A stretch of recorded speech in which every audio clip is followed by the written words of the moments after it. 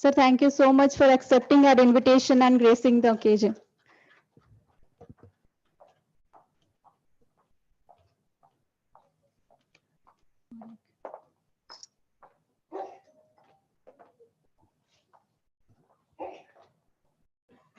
नीचे नीचे नीचे नीचे नीचे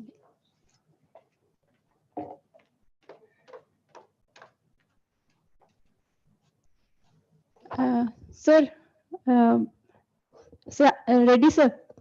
I'd like to felicitate Dr. O.P. Yadav, sir, here.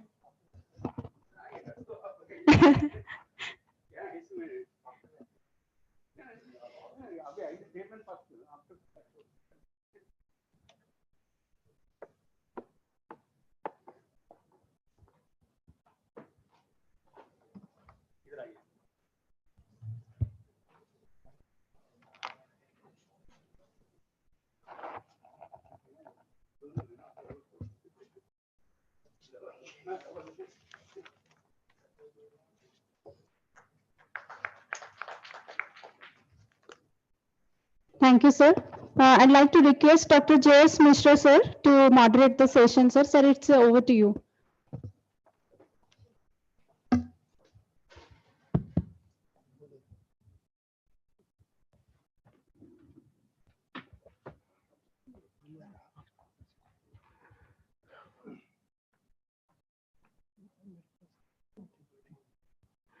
So, good afternoon, friends. This is very important session. In fact, though after lunch we have 3 concurrent sessions, so the crowd is not as much as it was before lunch.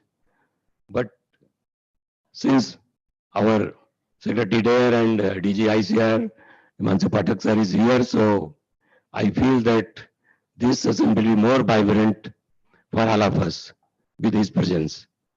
And in this session, though we are running about an hour late, so we have 4 eminent speakers, lead speakers, and the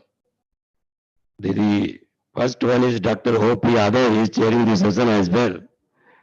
And of course, he will deal about the production and cultivation dynamics of millets in India. As we all know that Dr. O.P. Yadav has devoted his whole life to the millets, especially the pearl millet. He worked in the Kajri throughout his life. So his understanding about the millets will be certainly going to benefit all of us so far as the millet production and processing and further value addition is concerned. The second most important lecture is value addition on role of FPOs in millet processing and marketing.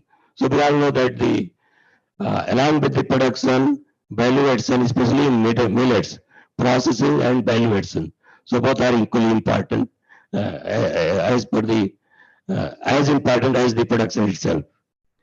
The second one is climate smart. The third one is climate smart practices for water stress management in millets. Although we say that millets are the climate smart, but still there are the climate smart practices that has to be followed for sustainable production of the millets.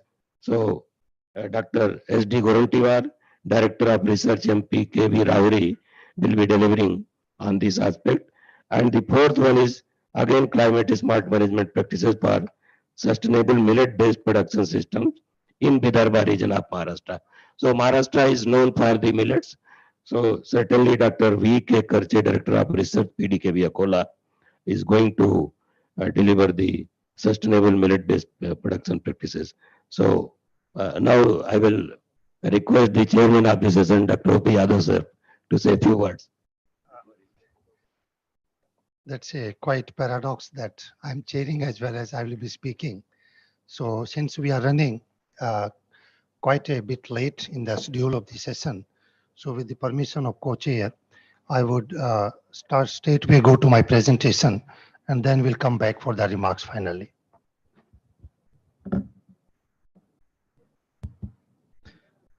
Good afternoon, everyone.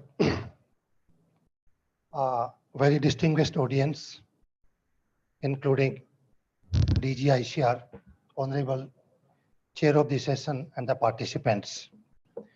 In fact, I would have loved to make this presentation before the entire group, because this is a general presentation, and certainly this has got input from various levels, number one.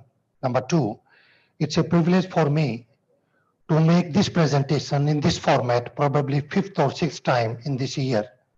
And with every presentation, I do get some feedback from the audience, and I try to make it as updated as possible. So this, I feel that it's a great privilege that I will be making this detailed presentation before our Honorable DG. As he was mentioning in the morning session, inaugural session, when he was mentioning that we have to hold a conference about the conferences conducted on millets in 2023. And when I talked to him during the lunchtime, I requested his time to be here. And so that basically all those points that he mentioned during his address, we have already included some of them. And it's a great privilege for us that once we are able to make this presentation before him, which will be as comprehensive as I could make, then probably this can be a starting point for discussion for the smaller core group, which our President NAS and DG ICR has formulated for this task, which will be on 21st and 22nd of December 2023 in New Delhi. And many of you will also be participant on the deliberations. So, sir, what we have done over here, that let us see what has happened to millets in our country during the last 7 decades. These are the 7 points which will be deliberated. We will start with that millets and their importance. 2023 year is very important, and we will try to understand what happened. We will try to understand the dynamics of production and cultivation, how it has been made so dynamic, so challengeable, and nothing has happened to millets, but something else was happening somewhere else that impacted millets both in their production as well as in the cultivation. Then it is very important that what is the future projection of the millet, and what will be the demand in times to come, and how we should promote production and roadmap for the millets beyond 2023, which is probably the ultimate aim of India, that should be a starting point of 2023. Then what after beyond 2023? We will try to establish, address that. Just to be very brief, that millets are by definition small seeded annual grasses have been defined as millets. FAO further defined this definition, and they added that these are the crops, grain crops, which are primarily cultivated on marginal lands in the dry areas, either in the temperate, subtropical, or tropical region. This is how the definition of the millet has been expanded beyond botanical definition. Then central government of India, they declared millet as nutri-millets, and that was notification was done by Government of India by this notification number, which is mentioned over here, and it is 10th April 2018. They declared nutri-cereals, including five minor millets, 3 major millets, and 2 pseudo millets. So in total, this notification was issued by Government of India to really call millets as nutri-cereals. These are the 10 crops, and right now in this international year of millets, we are addressing the first 8 crops. They are very frequent misnomers, very frequently used. Coarse cereal is a misnomer. Coarse cereal doesn't mean millets. Coarse cereals includes barley as well as maize. So barley and maize are not millets. So millets are basically strictly millets, not the coarse cereals. Some people in Hindi also call mota anaj. No, they are not mota anaj. Actual Hindi word for millet is kadan. Later on, our Honorable Prime Minister to give a respect to these wonderful grains. New name Shri And. So this is how the definition has evolved from the botany to FAO, then government notification, then a bit of misnomers, and straightway calling them Shri And. The point is that in today's context, we all know, I can skip this slide, but I would like to add three things over here that they are very important from nutrition point of view. They are naturally produced to a large extent. I think these are the groups of the crop which are produced with minimum carbon and water footprint. No other crop on this earth are produced as effectively with minimum carbon and energy and water footprint. They are having inbuilt tolerance to drought and high temperature, and they have got a wonderful adaptation to low soil fertility and degraded lands. So in today's time, we can call the millets are already climate change ready crops. Millets are already climate smart crops. They are highly relevant to United Nations 3 Sustainable Development Goals directly, but many of the 17 Sustainable Development Goals are indirectly related to the millets. You all know them very well, particularly because millets are grown by poor.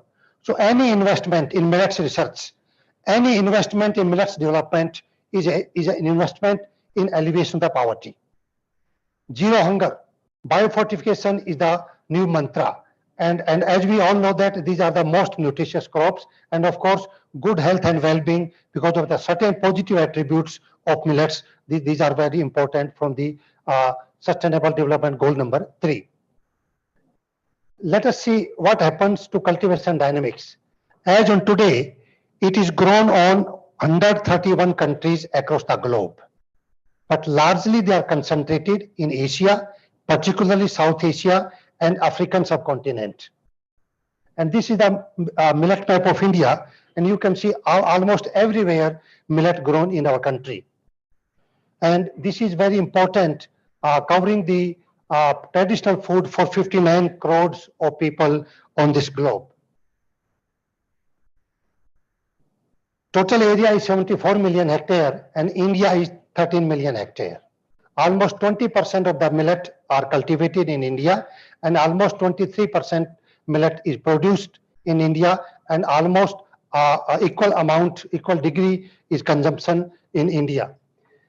India, as far as 2 major millets are concerned, India is standing at number 3 in sorghum production, but number 1 in pulnut production, which constitutes around more than 75% of the total millet cultivation at globe, also in India.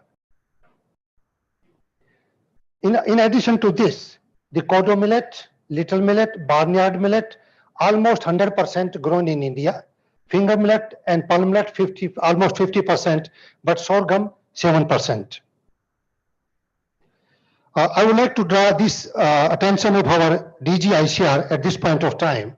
Sir, this is something which requires a great understanding of the fact that as the productivity was increasing, the area was decreasing continuously. If we see the area today, 2020, millet production is as good as it was in 1950. In 1950, we produced 15 million tons of the millets. Today, we are producing almost 15 million tons of the millets. But good thing is that the area under millets has been reduced by 75%. Even then, we are maintaining the same level of the production because the productivity has gone up by 250%. We all know that. But all millets are not same. Sir, the only commonality about these crops are that they are known as millets. Otherwise, they are so diverse, so contrasting to each other. They are as diverse as millet, as diverse as wheat and rice. Their pollination behavior is different. Their adaptation zone is different. Their nutritional profiling is different. Their breeding methodology is different. Their production environment is different. But still, they are called millets. There is a need to further have a detailed breakup. Say, for example, When we call 4 major millets, sorghum area has been reduced by 70%. Finger millet area has been reduced by 53%. Small millet area has been reduced by 90%. Only millet that has sustained to a large extent for the last 7 decades, minimum decline has been in case of palm millet, only 33% decline in the area. And look at the crops which have replaced millet. Sorghum has been replaced by maize, cotton, and sugarcane in the different states. Palm millet has been replaced by mung bean, maize, and cotton. A finger millet by maize and cotton, and small millets by maize, cotton, and soybean in these states. The message is very clear. The crops have been replaced by those crops which were requiring more water, which were requiring more inputs, which were requiring more fertilizers, which were more prone to disease and pest, with the result that there's additional pressure on the natural resources in our country because the area under the millets have been declined by 70%. And two good things that sustained. The mention was made by Dr. Gadak in the morning session, inaugural session, that yes, in this zone, in the place where we are all sitting or standing, Rabi sorghum is largely sustaining. Still, it is grown over 2 million of hectares. Another thing which is really going up in case of palm millet, that area under a summer palm millet is going up, which is producing almost 5 tons of grain per hectare and almost 10 tons of the stover per hectare. We have to understand what went wrong with the millets. We have to understand this message in next 3-4 slides. You see, to have any impact, which was clearly mentioned by our DG, the science-wise we have to be right. Absolutely no scope of in any error in that. But economically, it should be sound. Policy-wise and politics-wise, it should be also relevant. In next 3 slides, I will try to explain this, taking example of sorghum, palm millet, rice, and wheat. Let us see what has happened in our country. You see, this is the area time when green revolution occurred, right? And this is the production level. This is the productivity level, and this is the area level. You see, at the time of the green revolution, how many of us remember that after rice, at that point of time, the second crop was sorghum, 18 million hectare. It was not wheat. Second crop was basically sorghum, and then came wheat and palm millet, almost 12 to 13 million hectare, and maize was grown on 5 million hectare. Now, in next 7 decades, this is the productivity increase that has happened. 371%, 263%, 281%, 345%, and 171%. So what you will see that the productivity enhancement is maximum in wheat in our country for the last 7 decades, and second number is palm millet. Third number is maize, fourth is rice, and fifth is the sorghum. As the productivity increase, look at what has happened to the area. Area in wheat continued to increase, 224%. Area in rice continued to increase, 122%. But area in maize again continued to increase by 190%. But palm millet, area declined by 40%, 39% to be precise. And in case of sorghum, area declined by 72%. Why it happened? Because as the productivity increased, area came down in case of maize, in case of palm millet and sorghum, but it didn't happen in wheat and rice because the additional production was made to be absorbed by the market by 2 interventions. Number 1, MSP, number 2, procurement. There was a motive for the farmer, initiative for the farmer to grow more wheat and rice, in spite of the fact that the productivity increase in palm millet was as good as in wheat, but the production decreased. Production remained the same. The area decreased because farmers were able to harvest these millets from the smaller area with the result that the area under the millets was diverted towards more economical crops, which were not economical by nature, which were not economical by botanical nature. They were made more economical because of the policy intervention, and that was needed for the country. Because we need to be food secure nation, and that was the reason that the wheat and rice example, the dwarf variety plus the MSP plus the procurement, it made the country from the food deficit to food surplus. And this is the impact of science, farmers, and the policy. Same policy which was favoring wheat and rice, unknowingly in the background, this was disfavoring millets. And that tells the whole story. So what has happened? Of late, government realized that let us include the jawar and bajra also in MSP.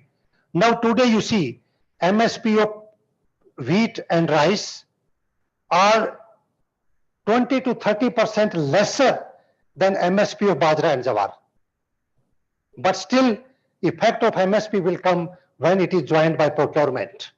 So unless procurement and MSP come together, alone MSP is not going to help. This is number one lesson from the millet cultivation.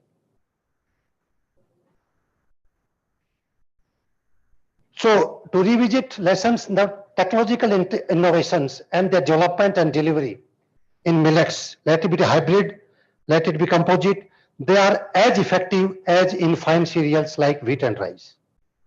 Productivity increased, but demand didn't increase. This is the core issue of the millets.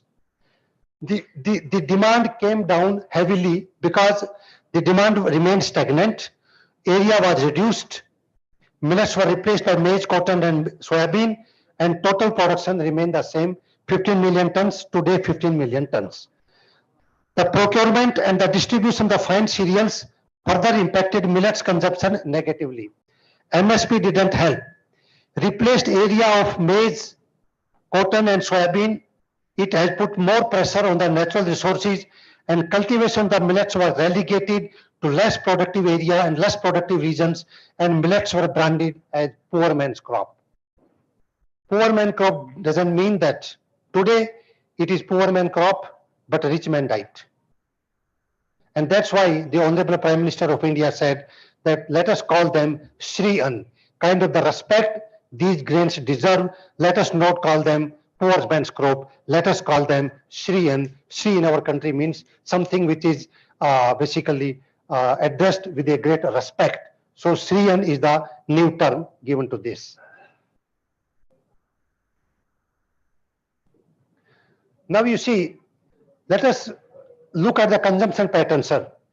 In rural areas, consumption pattern has come down by 83%.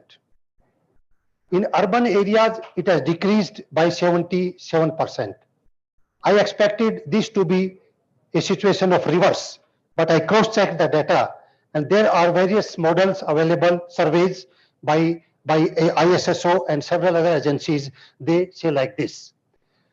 And another, lack of awareness about the health benefits of the millet has really reduced the consumption of the millet.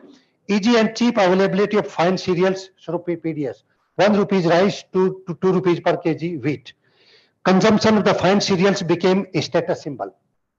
It was not happened with the millets. Millets were socially branded as inferior and poor man food. These are some factors which reduce the consumption. Nutritional benefits of the millets, you all know that. I can skip these slides. And there are no scientific evidences. So science is really holding true over here. There are a lot of studies conducted by National Institute of Nutrition and Indian Council of Medical Research have clearly established that if we are consuming millets in our diet, either as a child or as an adult or as a lactating mother or as a pregnant lady, all these groups of the people, consumer, are tremendously benefited because of the positive aspects of the millets. Millets beyond 2023. So that should be our mantra.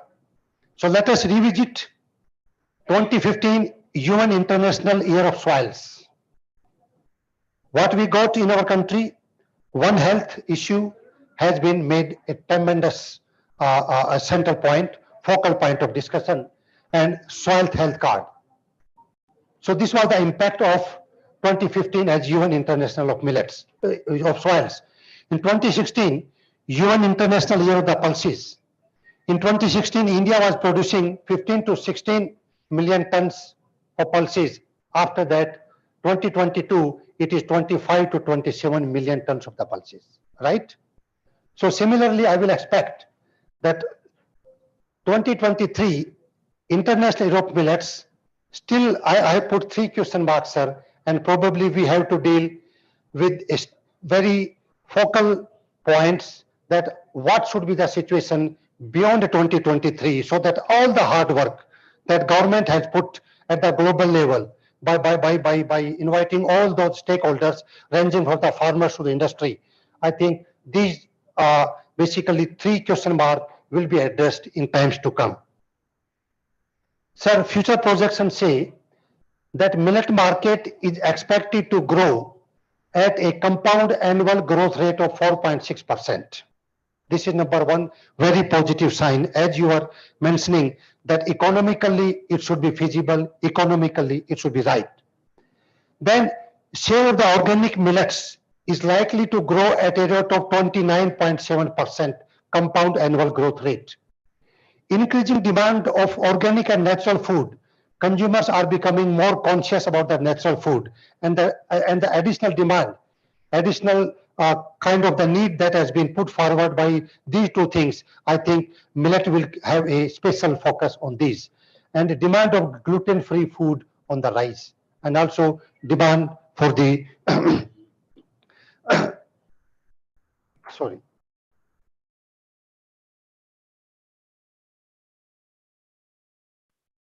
These are the data which say that if 3 scenario we considered, scenario 1, scenario 2, and scenario 3. Scenario 1 is your existing scenario. Scenario 2 is optimistic estimate based on the anticipated improvement, and scenario 3 is the estimate based on the all the policy push. If we give the policy push, and then, sir, the point is that there's a potential of 85 million tons of the millets we can absorb. How it will be absorbed? In next few slides, I will put before you a few things. Technological landscape, and for that we have to produce surplus marketable of the millets. For that, you see, the promoting millet production, vertical approach. There's a lot of scope in India. You see, these are the number of the cultivars, as you mentioned. As on today, we are having 22, 21 cultivars. These are the number of cultivars, national and state release. So additional production is a must to produce market surplus. New varieties have to have a high production potential. They have to be suitable for the diverse environmental conditions under which the millets are grown. And then increased adoption will be needed to have a greater seed replacement rate. Seed replacement rate, particularly in the minor millets, is almost non-existent, hardly 5 to 6%, even maybe lesser than that. Coming to vertical approach, morning, Dr. Kuldeep Singh made a wonderful presentation, and he highlighted the role of the germplasm that is being housed in our gene banks at NVPGR, at ICRISAT, and many other international gene banks. I think millets are having a lot of germplasm, and these are the number of the indigenous connections, exotic collection, etc., etc. Now we are in a position to combine the germplasm as well as the molecular biology. If we combine these two things in millets, I think sky is the limit. The kind of the climatic resilience these groups of the crops are attaining, that is something we are looking for future agriculture. Biofortified millets is the talk of the town, and millets are already biofortified when you compare them with the wheat, rice, or maize. But still there are genetic differences within germplasm accessions. There are genetic differences within particular varieties. So there is a considerable scope to further fortify the already fortified millet crops, and that is the talk of the town, and in times to come it will have more importance. Promoting millet production through vertical approach, again, a lot of interventions, and this is the simple data from our ICR and SAUs. These are the national average, demonstration, and the potential yield. See the kind of the gap. If there is a market, if we can give a market of 83 million ton of millets in the country or at the global level, then farmers of the country are ready. The science of this country, science of ICR and SAUs have already shown that this is the potential yield of these 4 millets. They are no less than any other crop. Their average productivity is less because they are grown under the most challenging agro-environmental conditions. That is the main reason of the low productivity. Horizontal approach, yes, as I mentioned, right now the area has been reduced to 13 million hectare. At some point of time, it was 32 million hectare. So there is a scope. Millets are known to crops. Millets are known to the farmers. Millets are known to the consumer. There is a considerable scope, and these are the certain production areas where horizontal growth can be made. But technological intervention have been made tremendously effective in the productivity, as I mentioned. Wheat and pearl millet are at equal footing in terms of the increasing the potential yield, one through dwarfing genes, one through the hybrid pearl millet. 20 to 30% gap is existing in realized and demonstrated yield. On-shelf technologies are capable of increasing yield. And this is something, value addition. Another speaker will be addressing these issues. So I will skip these 3-4 slides to save some time. And creating additional demand. This is something probably it creates, this is the baseline. And as mentioned earlier by our DG ICR, that one is, let us take millets to everyone's plate at least once in a day throughout the world. And that's why the government of India put the proposal to the UN General Assembly that let us, if millets are spread in the world, we are the major producer. Indian farmers will be benefited. The consumer will be benefited throughout the world, particularly in the Europe and America, particularly in the North American continent. Similarly, we have to mainstream millets in the food system. The approach that we followed in wheat and rice, probably at least at the regional level. Sir, pearl millet in Rajasthan, sorghum in Maharashtra, ragi in Karnataka can be a starting point. Later on, depending on our experience, acceptability, the value chain, we can further expand this model. And probably this we can highlight in our that conference that we plan to do in December 2023. Promotion campaign, it is already on the top, and we can continue. That one thing is certainly clear. Today, everybody, whether you, as you mentioned, whether one consumes or not, everyone is aware that there are some grains. They are called millets, and they are better grains. They are healthy grains, they are nutritious grains, and they are better than the wheat and rice. So one positive message has been highlighted. But at the same time, we have to connect different corners, National Rainfed Authority and all these things. And of course, these points as I already mentioned. Another portion thing, sir, this thing I'm showing here, I'm not promoting its use of this drink. Don't get me wrong. I'm proposing this to produce the drink, to produce this beverage through millets. That will create an additional demand. So one of the most important area, if you see the ISSO model, the data, or at the international level, the lot of millets are being used in India and in Africa for producing beverages. This is one area which really produce a huge demand in the market, provided they are officially declared to be used in these preparations of the beverages.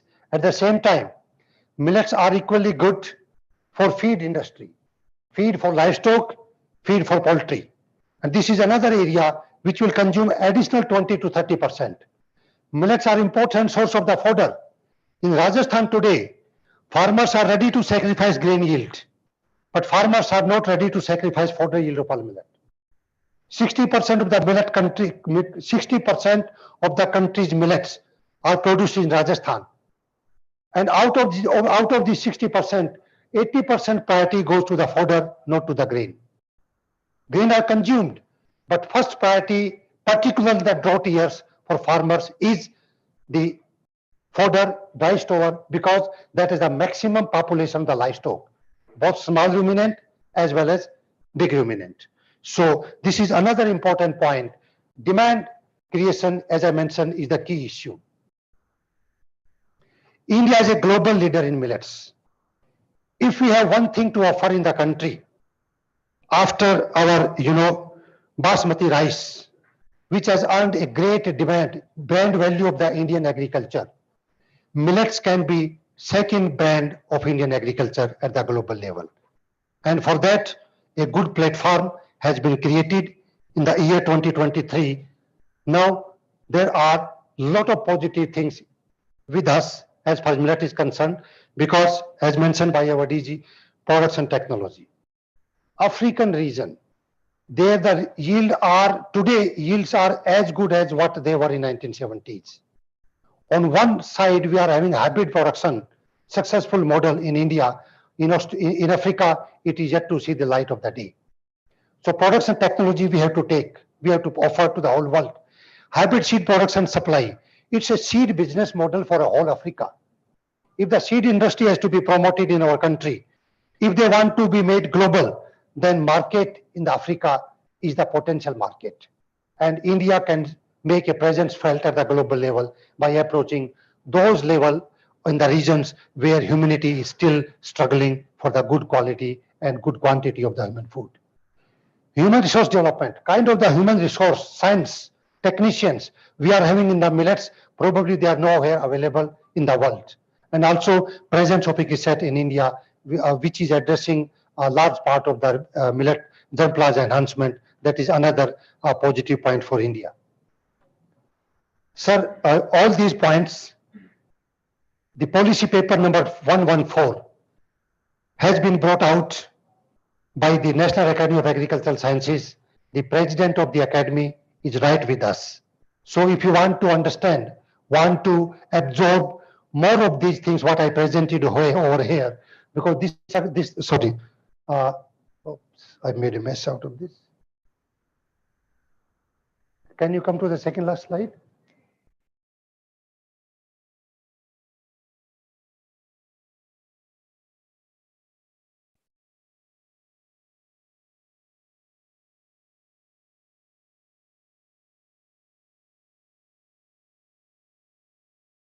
If you want to understand more of these things, this is already available on the website of the National Academy of Agricultural Sciences.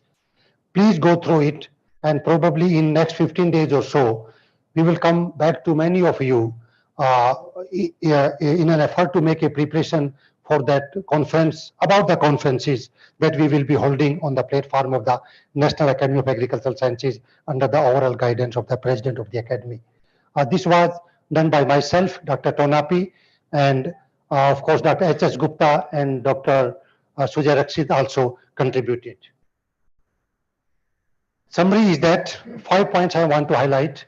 The unintentional disfavor of millets for a few decades.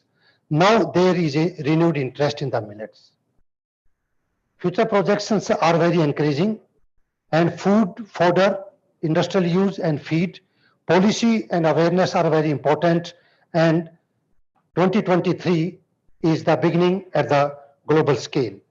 So probably in times to come, if we are ready with a perfect background, whole lot of information available at the individual state level, at the individual country level, and probably, sir, in form of the academy, next policy paper or something, a big roadmap for probably running across decades. Probably we can target 3 to 5 decades, so that what needs to be done in terms of increasing the demand, in terms of the research, investment in the research, in terms of the value addition, in terms of the business at the global level. So these are some of the things probably I thought that I should take I overstepped my time, Dr. Mishra. I'm sorry for that. But this was something I wanted to bring to the notice of each one of you. Thank you very much for your kind attention.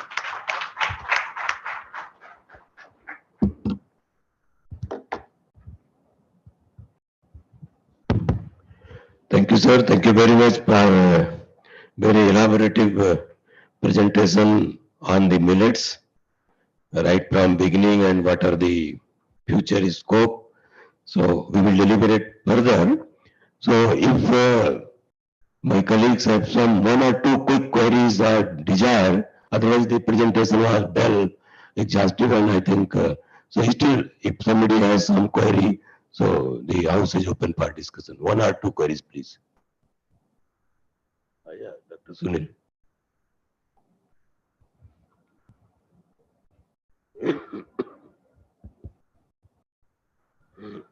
I am Dr. Sunil Kumar, Director, Indian Institute of Farming System Research, Modipuram. That's why it was wonderful presentation.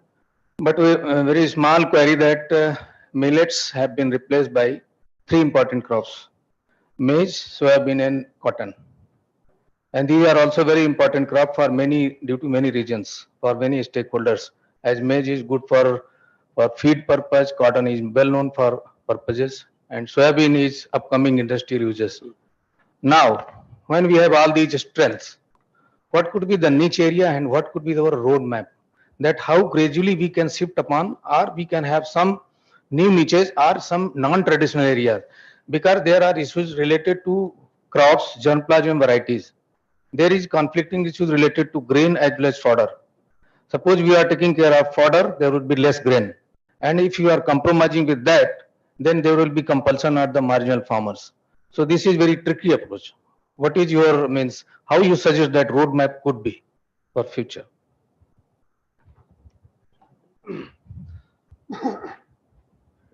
Well, because of the paucity of time, I didn't indicate the regions which can be used for horizontal spread of the millets.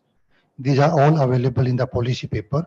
Largely, it involves tracts in Odisha, tracts in Madhya Pradesh, tracts in Chhattisgarh, where millets were important crops. Today, still there is a good cultivation, and I am not at all against maize and cotton, believe me. This country needs everything. But point is that we have to include both horizontal as well as vertical approach. We cannot afford to lose any other crop. We cannot afford to have any compromise with grain and stover.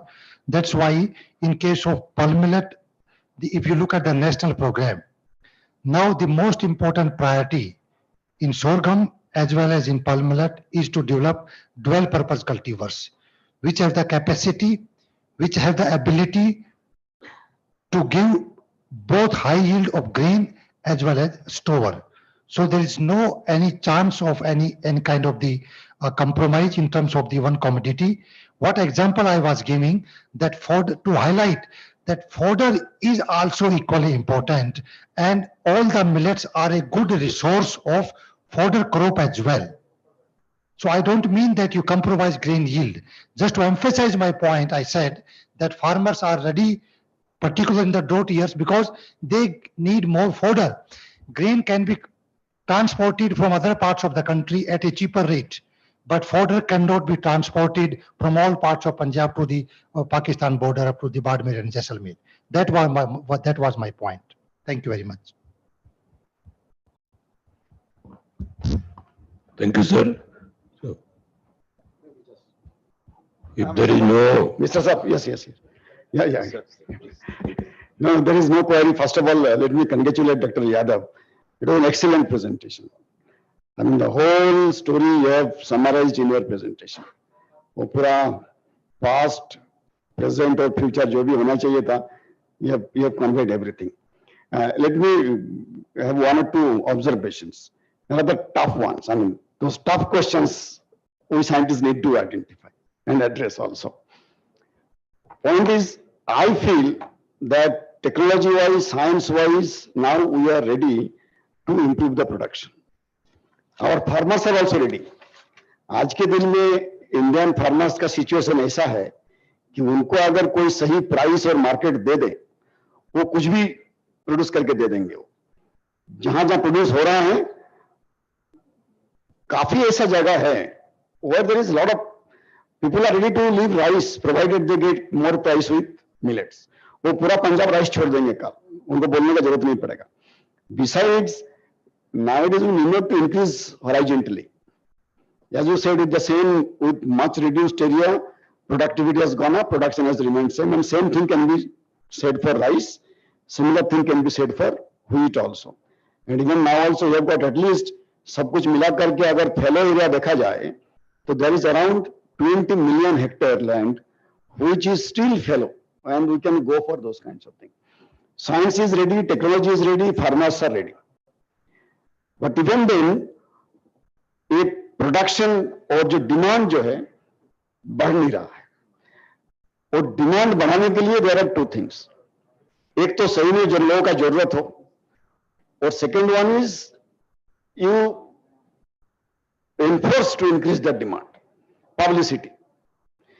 और मुझे लगता है कि ये millet से ज्यादा publicity जो पिछले 1-2 साल से हम कर रहे हैं, इससे बढ़िया पब्लिसिटी किसी क्रॉप के लिए, किसी चीज के लिए आज तक पूरे दुनिया भर में कहीं अगर हुआ है तो मुझे तो पता नहीं है।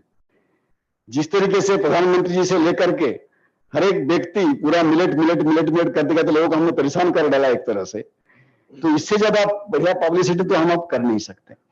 लेकिन डिमांड बढ़ा भी है, मतलब जिस तरीके से मार्केट में आ रहा है उसको सस्टेन कैसे किया जाए और बाकी दूर देश तक कैसे पहुंचाया जाए। So we need a detailed analysis where that demand is going to increase, how it should be sustained, and what India, particularly government policy and those kinds of things should be doing so that हम वहां तक पहुंच पाए, whether it is US or America or Europe or maybe African countries and so on.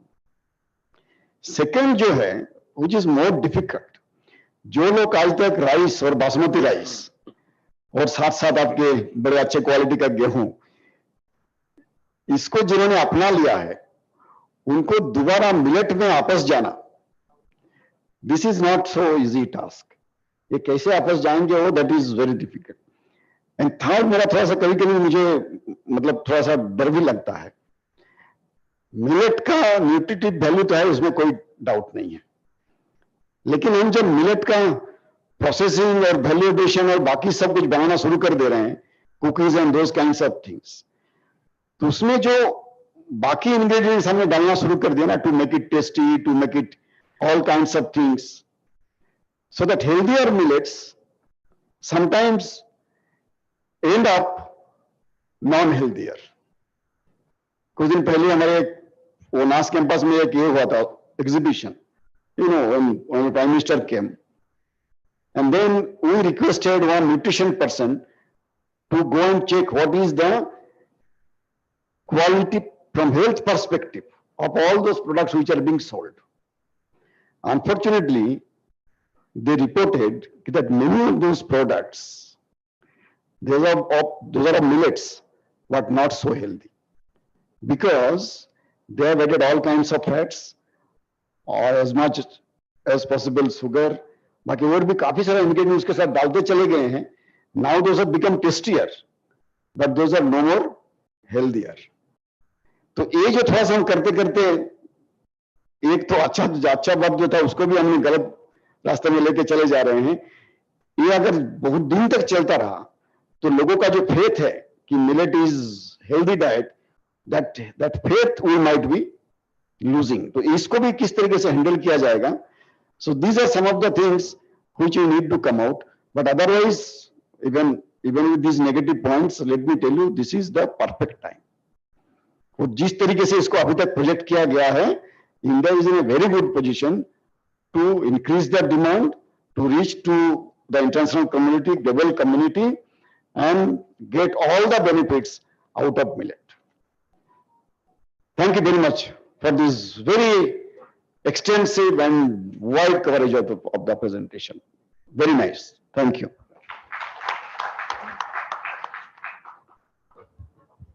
Thank you so much for your very valuable comments, and I think Chairman Saab has already noted down it.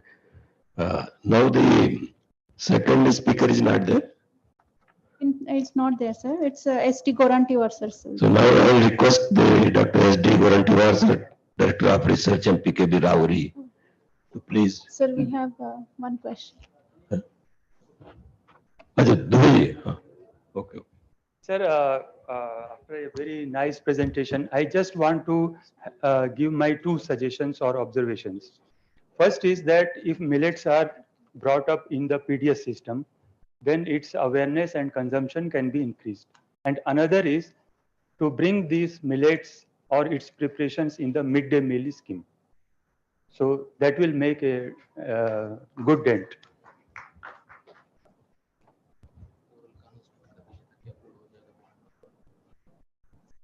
Thank you very much, Dr. Dubey. So may I now request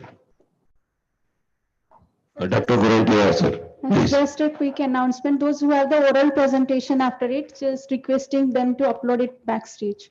Oral presentation presenters.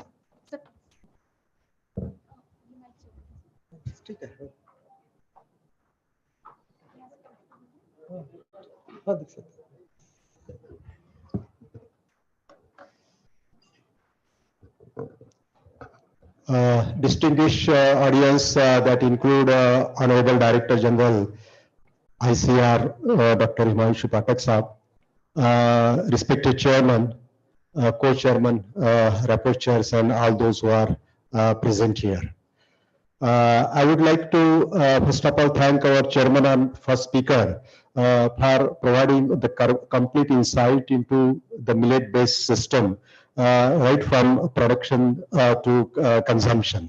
There are several takeaway points from this, but I would take two to 3 points to support my presentation as well. It was told by our chairman and at the same time the esteemed speaker during our inaugural session that the area under millet has decreased actually considerably, more than 50%. The production is near about same. But the productivity is increased. So that is point number one. Point number two is that the decreased area has been covered by the crops that need more inputs, including water, fertilizers, and nutrient. And the third point is that the millet is already climate smart crop actually. Okay. So in spite of all these things, okay, so because all things they point towards only one thing. Why then area under millet has decreased, why it is not increasing? Now we are making a lot of efforts and maybe these efforts will complement the increase in area under millet. We need to understand one thing because when we did some small analysis, then we found that though the productivity of millet has increased, but the economic productivity of millet is still low compared to our major cereal and other crops. And farmers tend to grow when they get benefits actually. So for this, of course, we have several alternatives which were also discussed by our first speaker and chairman. Demand needs to enhance and all those things. Okay. So because of this international millet year, we'll be doing that. But one thing we need to understand that we always need to come up with our plan and technology that suits to the farmer in terms of the economic net return. And as such, millet, if we see, its production and productivity is still low. Economic productivity is also low. And what we need to do actually for this purpose, and there are always two alternatives. One is alternative number one is to come with the high yielding varieties, and alternative number two is the appropriate crop production technology. Now, my topic is related to water, and it is already said that millet is quite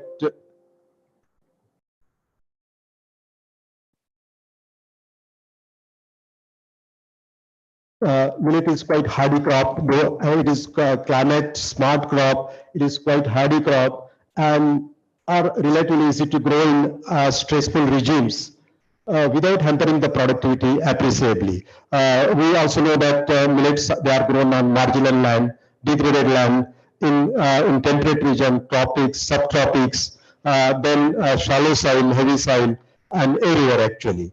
Okay? So millet is already climate climate smart crop actually. And for the climate smart crop, if we want to come up with the technology, then it is really difficult actually. We need to have certain technological innovations as well. Then millets perform better than cereals such as wheat and rice in semi-arid environment. As it is climate smart, so normally this will perform better compared to other crops, but still its productivity is low. Millets can also be cultivated in all kinds of the soil that I already told you. But are these challenging conditions, say maybe soil and climate conditions, are really optimum environment for millet conditions? So we say that millet can be grown everywhere in all the conditions, climate smart and all those things. Okay. And then we do millet there only. So we need to think that all these conditions, they are really optimum condition for the millet production. So I think we need to think on that. And I would like to focus more on the crop production issue as far as the water is concerned. When millet is predominantly rain-fed and dryland crop, and in case of the rain-fed and dryland crop, as far as the water is concerned, so there are mainly two issues. One is water conservation and another is water management, are both. So we need to see how we deal with this water conservation and water management perspective or points so as to enhance the productivity of the millet. I will give just one example that we followed in the western Maharashtra. It was the initiative of the Hope project, which was briefly told by the Honorable Vice Chancellor of Akola University. We followed that initiative. We came up with certain technology, and that technology helped us to increase the area under sorghum slowly, maybe. So this is the one strategy that we developed and we followed. Also, the many farmers in the region also followed, and this strategy enabled us to enhance the area under sorghum. Maybe not appreciably, but it has helped us to increase the area under sorghum in western Maharashtra. These 2 points, they are related to the water management or water conservation. First is pre-sowing moisture conservation.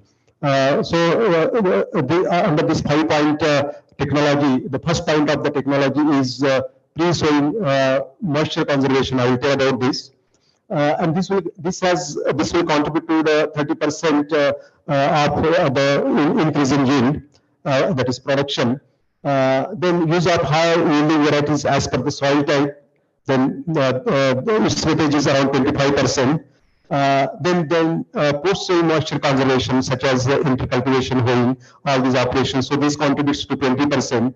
Then iron contributes 15%, and plant protection 10%. So this is the entire technology capsule and the contribution of each of the technology as far as the sorghum production is concerned. So first is the pre-sowing moisture conservation in soil. So it tells that in the month of August, maybe the second week of August in the last week of August, we need to have the layouts on the farm, so which will conserve the water, maybe in the form of ridges and furrows, or maybe in the form of the compartment bunds. So these compartment bunds, they are of the different size. What we observe that these compartment bunds enable the water to infiltrate into the soil and make the whatever the moisture available for the growth of the sorghum. And you can see this pre-sowing moisture conservation. So there is a very good moisture conservation, and based on this conserved water, we can grow sorghum first. The compartment bunding, these dimensions also we decided. This is from 3.6 by 3.6 meter to 6 by 6 meter. These compartment bunds can be prepared in first week of August. Then we can seed the sow at field capacity from third week of September to the second week of October, and just before sowing, we can remove the bunds of the compartment bund in order to aid other interculturing operation. The second is the varieties actually.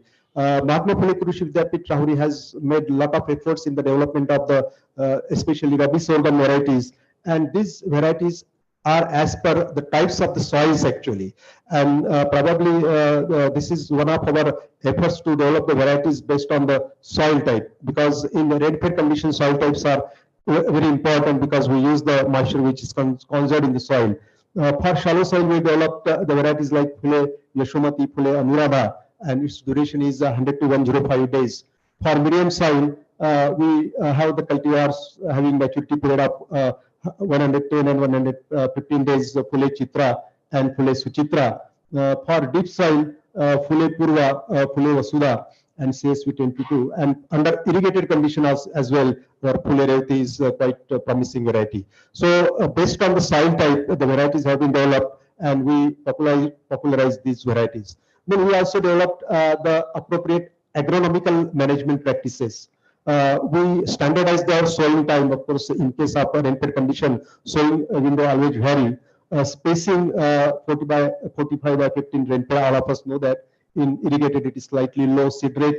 Also, we optimized, and also we come up with the certain seed treatment technology, and plant population also. We have optimized 1,35,000 in rainfed and 1,80,000 in irrigated. So these are the agronomical practices, and coupled with this, the nutrient management, we also standardize this nutrient management practices for rainfed and irrigated condition for deep, medium, and shallow soil. So in this way, we have given the comprehensive technology as far as the cultivation is concerned. Then post sowing moisture conservation, then we promoted the intercultivation such as thinning 10 to 12 days after sowing, and hoeing, first hoeing after 3 weeks, second after 5 weeks, and third after 8 weeks. So these are certain practices which we show. And together with this, we found that the economic productivity of the sorghum has increased considerably in that region, and this also helped us to enhance the area under sugarcane. Then second point here is the irrigation management actually. In fact,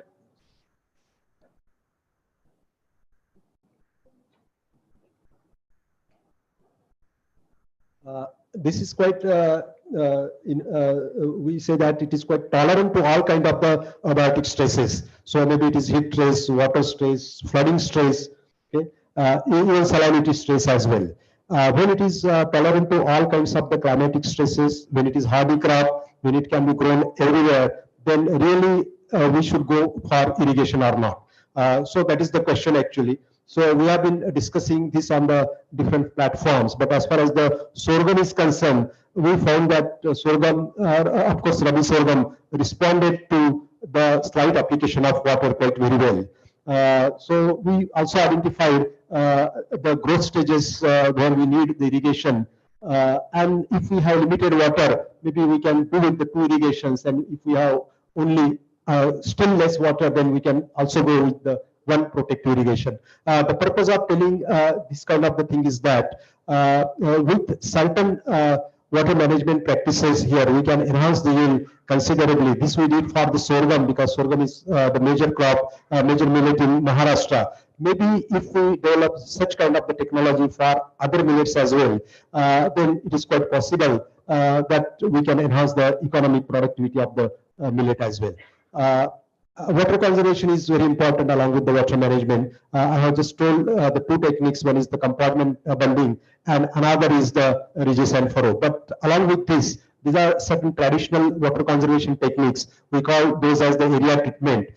So these techniques, if we follow, then it will enable us to hold the soil moisture in the root zone during the rainy season, and maybe we can have the several windows of millet growing, and that will also be adjusted to the entire cropping plan. And this will also enable the farmers to have more yield with the same amount of the expenses. So we have classified this as some of the water conservation technology can be adopted by the farmers, such as compartment bunding, ridges, furrows, vegetative barriers, contour cultivation, tied ridges, graded ridges, semicircular basins, and some by the Department of Agriculture, contour bunds, graded CCT and SCT. So all these techniques, they are also followed in Western Maharashtra systematically in the rainfed region. So this is another dimension of compartment bundling. So we found that there is increase in yield up to 20 to 25%, rejection for up to 10%, and these are the examples of contour and vegetative barriers.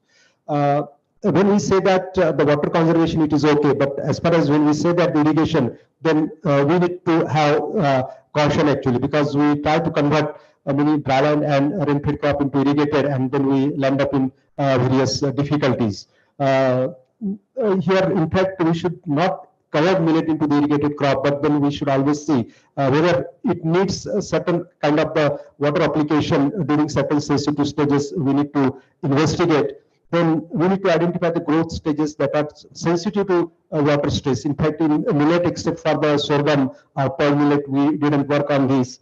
Then when we have to apply the water, we shouldn't always give the heavy application of the water that we do in other cereals, maybe 70 mm and all those things. We need to have the light kind of the application for the millet, maybe in the range of 30 to 45 mm per irrigation. And then maybe we can have the control kind of the drip irrigation. Maybe drip irrigation at this stage may not be affordable for all kinds of the millet. But in sorghum, we conducted certain experiment in Rahuri University and also Parvani University. And the results of both these experiments are same. If we have sorghum irrigated at the spacing 45 by 15 centimeter with 90 centimeter drip spacing and giving water alternately at 90% crop evapotranspiration, then we found the sorghum yield increased quite considerably.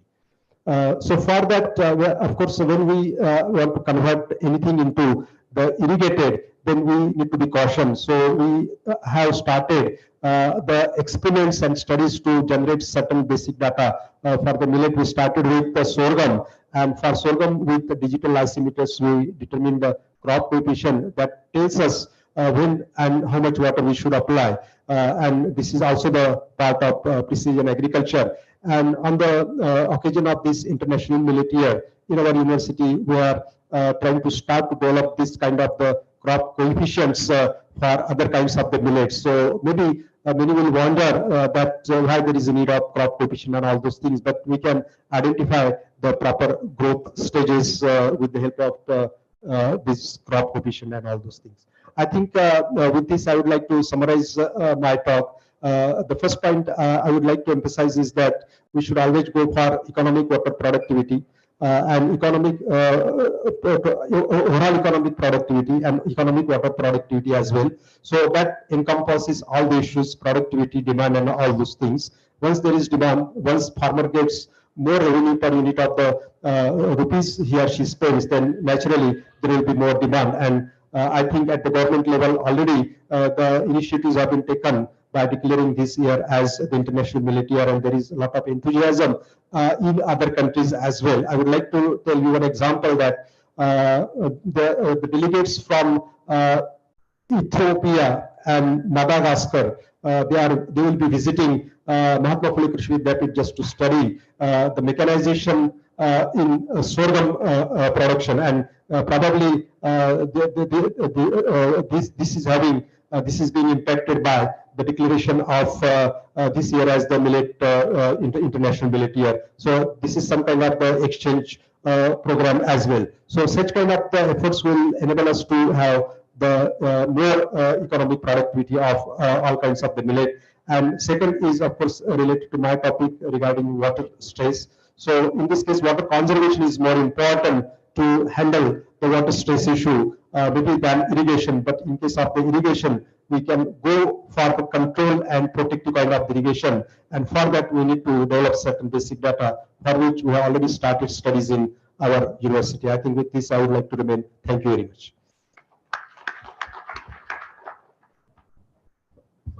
Thank you. Thank you very much, Dr. Govindasan. So now House is open for discussion. Still one or two queries or remarks if some colleagues have. Please.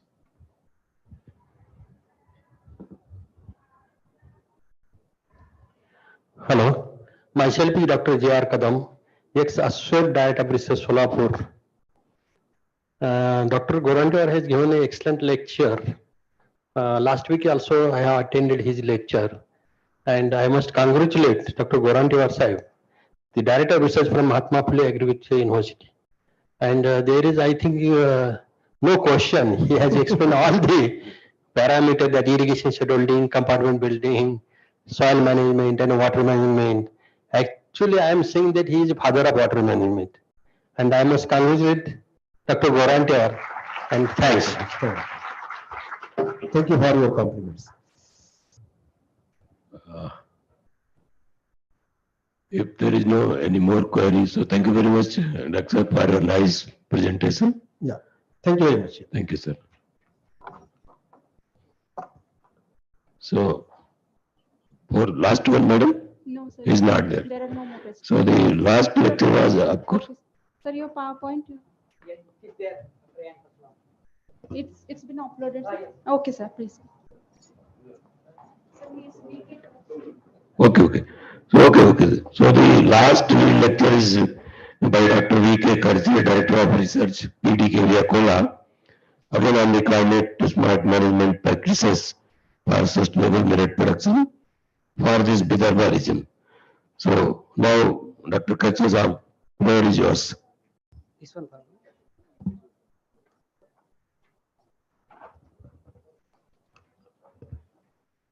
I am Dr. A.N. Paslawar from Dr. PDK Vyakola.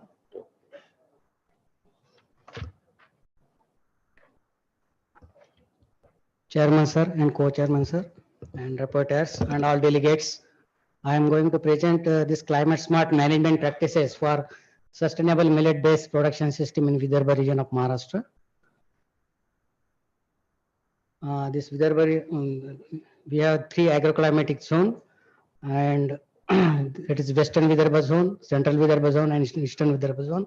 In Western Vidarbha zone, where rainfall is high, that is 1100 to 1200, that is the Medgar region, where the dominating this millet tribal project is there, that millet based production system was there, but after introduction of this PDS system, now that they are also now shifted to other cropping system, but it was earlier it was a minor millet area. Next. I will not go through this preamble, but they have these small millets are the short growing seasons and can be very well fitted to multiple cropping system under both irrigated as well as a dry farming condition.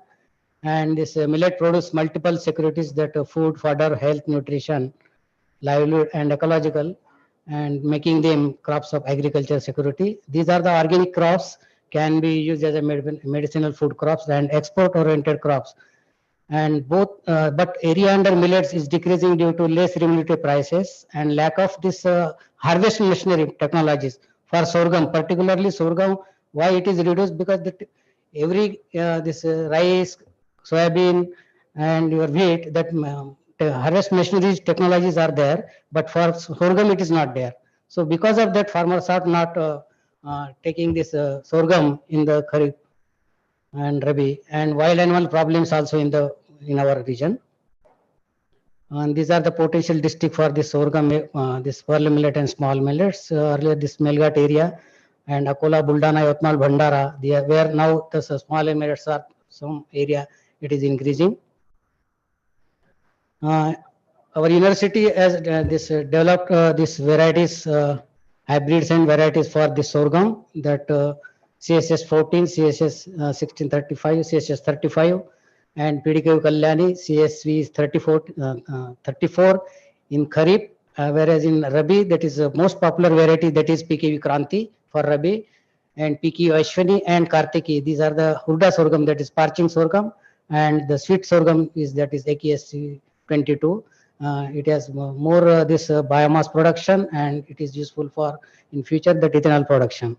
This improved varieties of small millets also developed at this year. It is released for foxtail, that is BFM TM 82, that is Yashasri from this our voluntary center, that is ARS Buldana, and this little millet and this promising varieties of finger millet and barley also in this chain. And next year, next within 2 years, we are going to release this small millets also.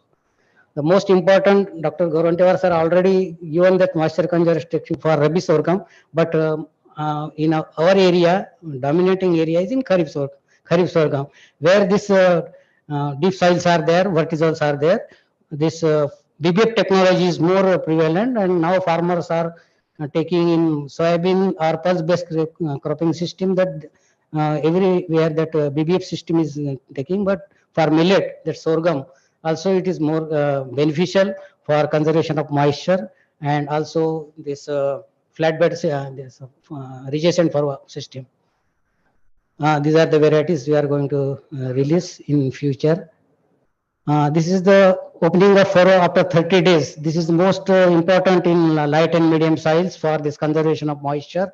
30 days after this opening of furrows, and BBF system, that directly we can sow the sorghum on BBF system, and with that yield is increased up to 25%, and moisture percent also increase, then water use efficiency also increase. This cotton based and soybean based cropping system, these are the two dominating cropping system in our Vidarbha region, and introduction of this millet with the whatever dominant crops. So we can introduce this intercropping of cotton plus sorghum plus pigeon pea plus sorghum, that is 6:1:1 and 1, or soybean based, that is soybean plus sorghum, pigeon pea plus sorghum, 6:1:1:1, which is very easily we can recommended for this fulfillment requirement of this farmers cash, food grain and fodder under rest situation. So these two systems, these are very useful for economical point of view. And this intercropping of soybean or urad bean plus sorghum 2:1 or 1:1. So both we can useful for this productivity and net returns. And we have centers for organic farming center at our Akola. This we are introducing this minor millet, that black gram plus finger millet 2:1, or black gram plus barnyard millet 2:1 in Kharif season for getting higher sustainable yield, monetary returns and soil health improvement. So this is we are recommended for this organic growers with full package last year. These are the intercropping system where we can introduce this millets under with the help of this pulse based cropping system and oilseed based cropping system. So this is our intercropping system. We have this three minor millets and one black gram system. Soil system was tried with different intercropping systems. So this black gram plus finger millet produce maximum net returns, and this LER, that is 1.33. These are the intercropping system with this black gram based cropping system. And in we also tried this pigeon plus this finger millet barnyard 1:4. So here you can see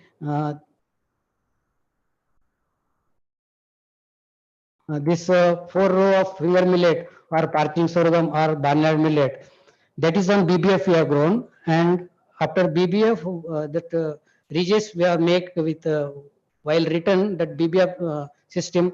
So on ridges we have grown that pigeon pea. So this system is very feasible because pigeon pea is a this dominating cropping system in our Vidarbha, and this is most cash now giving more cash to the farmers. So pigeon pea plus this minor millets and this millets like parching sorghum, we can increase the income of this farmer. And this integrated nutrient management system also, this application of this FIM plus this zinc sulfate and sulfur, and application of this biofertilizer, this improve the productivity of this our parching sorghum as well as this hybrids and varieties. This is the how enrichment with this ZNSO4 and FPSO4, this with incubation for 15 days with 50 kg FIM both, and after that we can use for this field. So these are the highest yield up to 40 quintal was received with the help of this RDA plus this enrichment of this vermicompost as well as FIM. This is the FIM plus this enrichment. This is the varieties we have tested this parching sorghum with INM treatment. This is this parching sorghum. This is Hurda varieties. This is the most popular in Vidarbha. This agritourism. This parching sorghum people are enjoying with this Hurda. That is parching sorghum. And in cropping system sequence, the green gram followed by rabi sorghum or urid bean followed by rabi sorghum is now most popular in our area. That's rabi sorghum, PKV Kranti, our variety. Now it is increasing, and this sorghum chickpea also, this we have recommended with RDF. So last year from now in Vidarbha, every corner of this in our zone that farmers are going for summer sorghum. So we have tried for this way, whatever available varieties with us. So the screening of this Kharif and Rabi sorghum, 15 genotypes we have tested. Among that, the CSS 35 and PKV Kranti, SPS 1613. Among that, what this hybrid variety from market, that is Vitthal, it is now popular in our area. That is summer area it is increasing because farmer says that bird this bird problem is less in summer. So in even in EVZ and up to this our central zone and eastern part and western part, that now summer sorghum is increasing because of high remunerative price. Because in Kharif there is the grain mold disease occurs and that quality is deteriorating. But in summer, Rabi and summer, now it is increasing. This is the scope for sorghum in Rabi and sorghum for higher remuneration as well as fodder problem we can solve with this millet system. So I will not go for the limitations of millet cultivation because already covered by our already chairman sir. He is completely has narrated the story of this millets and vision of this millet. So these are strategy for enhancing productivity, seed hub, this encouraging the farmers to produce at least 50% their own seed, and then dissemination of this technology for pest and diseases of crop this.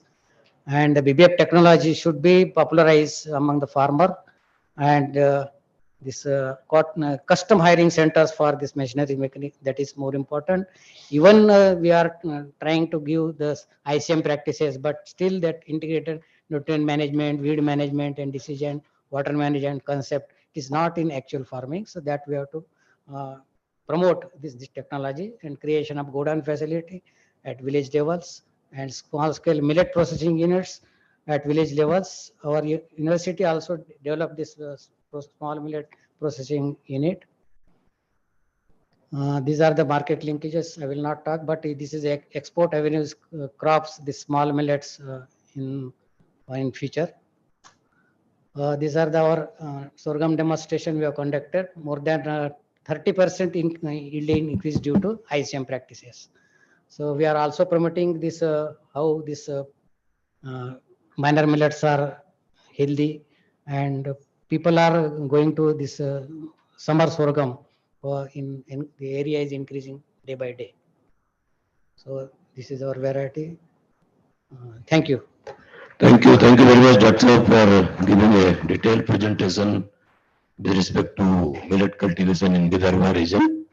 So still if some queries there, some colleagues want to discuss something, they can ask. One or two queries.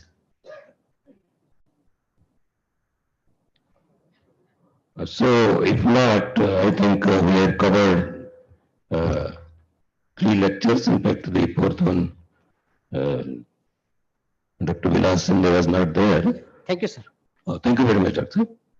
So all these 3 lectures, 3 presentations were very exhaustive and very informative. And my chairman sir is not there, but he has given a very detailed presentation of the millets, complete millets profiling and productivity, their consumption pattern with respect to the India, and what are the future projections, then future dimension, and of course we have a huge potential of more than 80 million tons, but how to create the demand? Though the total production of millet is same, in spite of 33 to 90% decline in area, So we are producing the same millet because of the high yielding varieties and management practices. So ultimately, if we have to promote the millets, so finally we have to create the demand. And as our Honorable Secretary Devar and DG Saab has already pointed out that how to make the people to return from rice and wheat. Once upon a time, people left the millets and went to the rice and wheat. So how to create demand and how to promote them to consume more millets. So that is one of the points to be considered. And the further important point was DGs are told that how we are sustaining the nutritional quality when we are adding the value adding the millet product by way of adding so many other things in the final products. So that is very valuable points and nicely covered by Dr. O.P. Yadav. And the second one, Dr. Gorantiwar Saab, he has covered in detail, especially for the Rabi sorghum, what are the management practices, especially for moisture conservation with soil-specific varieties and nutrient management practices. So that are very much required when we have to improve the productivity of Rabi sorghum, which is very much productive, particularly in the Maharashtra region. And the last one, specifically for the Vidarbha region, what are the management practices for millet growing in this region? So all these three lectures were nicely presented by all these speakers, and let give them a big hand. Thank you very much. Thank you so much, sir, for nicely summarizing it. But as a token of our love and appreciation, we would like to request you to felicitate our lead lecturers. So first, Dr. S.D. Gorantiwar, sir. Sir, I request you to come on the dais, please. Sir's lecture was on climate smart practices for water stress management in millet-based production systems.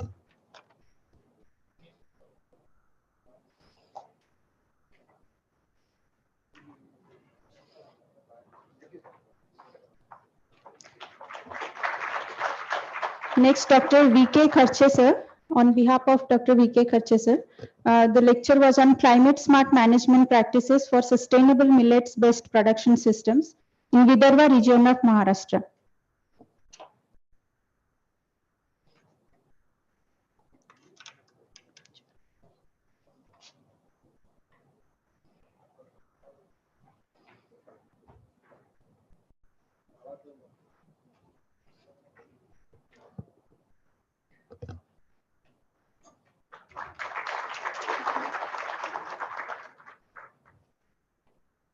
Thank you, sir. Would like to felicitate our rapporteurs for the session, sir. Please, rapporteurs of the session. So, Dr. A.S. Taide, sir, Head Crop Division, ICR, CICR, Nagpur.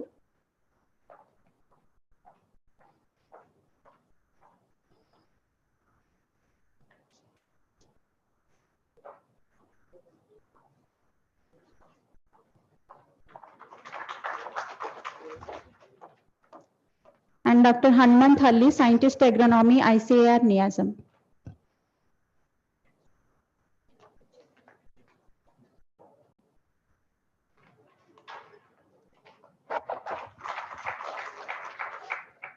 Thank you, sir. And now I would like to request Dr. A.S. Taide, sir, who is also the organizing secretary of this national seminar, to felicitate our co-chairman of this session, who handled the session so beautifully and gracefully, Dr. J.S. Mishra, sir, Director, ICAR, NRCA, WW2. So thank you for your gracious presence here.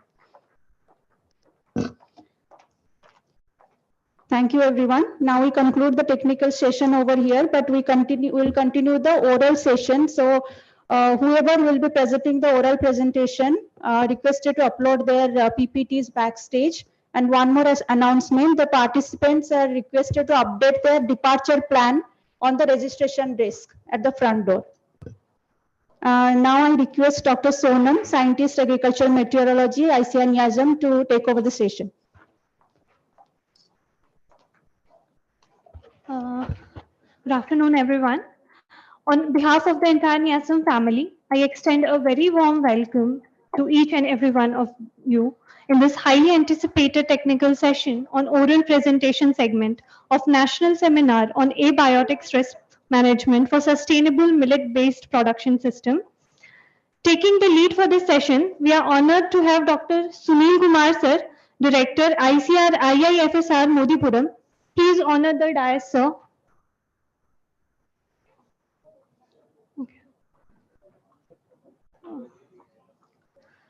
Assisting in this role of chairmanship, we are privileged to have Dr. A.S. Tayade sir, Head, Central Institute of Cotton Research, Nagpur. Kindly grace us with your presence on the stage, sir. Overseeing the rapporteur duties for this session will be Dr. D.D. Nangre sir, Principal Scientist and Head in charge of SSSPS, along with Dr. R.N. Singh sir, Scientist at ICR NASM. I extend a warm request to both of you to kindly grace the stage. Thank you. I extend a very warm request to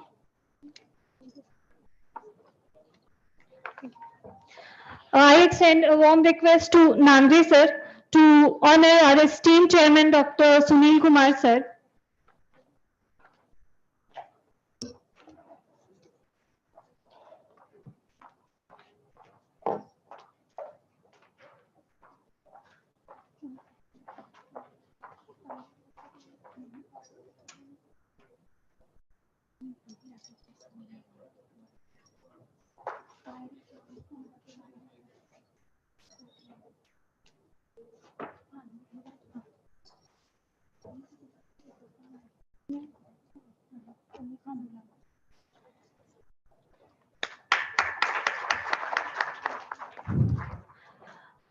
I again request you, sir, to please firstly felicitate our co-chairman, Dr. A.S. Tayade, sir.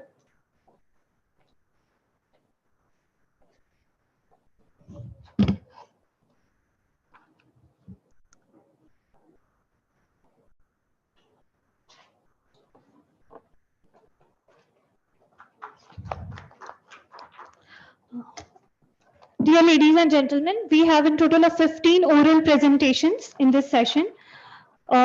With this said, I now hand over the reins of this session to our chairman and co-chairman for this session. Over to you, sir. Thank you. So welcome all of you in this very important session, and that is oral presentation. And this is going to be very interesting and important session because this is the only oral presentation session for the 4 technical sessions covering aspect related to genetic enhancement, abiotic stresses in millets and climate smart practices, then processing, value addition, and scaling up of abiotic stress management technology for millets and policy support. So as informed, although there are listed but 15, there are 15. How many are present? Can I know?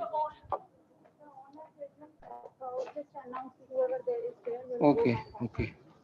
So we have, what is that time we have now? Now this is 5 and session is up to 5:45. No, 10 minutes will be too much. So 15, I think 5 minutes. No, because this is going to be 5 and if you give more than 5, then There is an announcement. one thing, just I would like to know how many are present so that we can divide the means timing. We can allot the timing for individual presenters. So I will call the name. Please raise your hand if some means the first author or anybody else on behalf of them. So first is MJ Kale Dhokar, present. Then M Vanija, present. Then RP Dubeji, present. Rakesh Kumar, present. Then SD Jadhav, present. Then P Ashoka, present. K Gopinath, yes, Gopinath. He is there, I have seen, yeah. Then Dr. D Dinesh, Dinesh is there. RH Vanjari. Vanjari, yes. Then Prema Borka. Prema Borka, no. Then A. Srinivas. Then Parshuram Patroti. Then Arjun Kandalam. So how many others? One from IFCO and one from EX40. So another, there are two more. One is from IFCO, listed as 14th, and 15th number PX4D. Okay. So I think we are starting it just now 504, and we have up to 6, maximum 6. We have 1 hour and we have 14 presenter. So it's very less time. We have to be very quick and crisp. So max we can give 5 minutes, and we can reserve. Please reserve your queries for the last. We'll first take up the presentation, and then we'll take up the query or question, your observation at the last. Okay. So one guideline for all the presenter, that please be brief, crisp, and highlight your results. Don't narrate your background and other things. So your methodology and highlights as well as conclusion. So that will give more time and more means presentation of your subject. So we'll start with the Kale Donkar.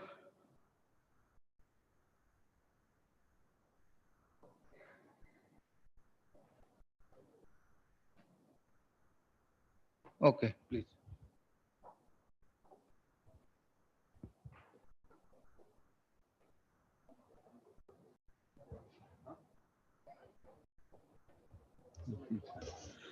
Respected chairman, co-chairman, and all listeners in this hall, I will be speaking upon use of saline groundwater for the production of the pearl millet.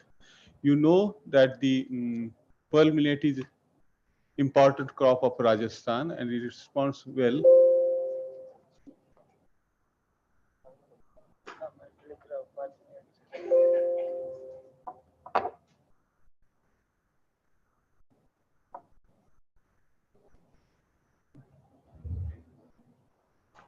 I will not go to these things. I will directly.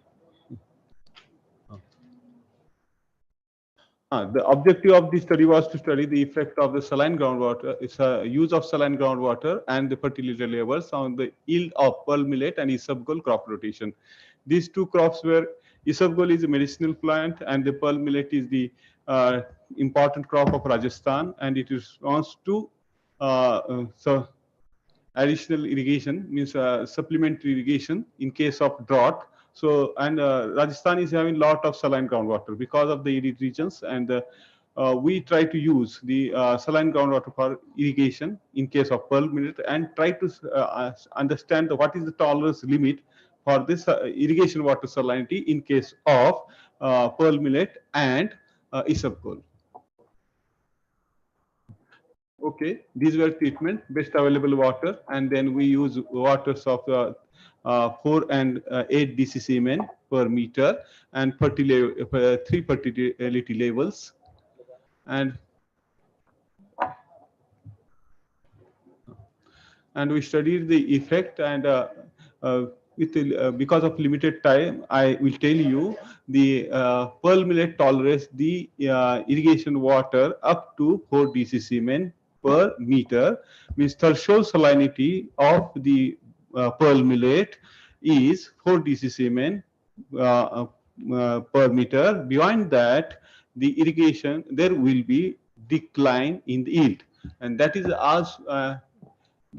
as in case of fertility levels. The 100% RDF is means okay. 125% doesn't give any additional significant yield, and these crops were irrigated with the drip irrigation systems.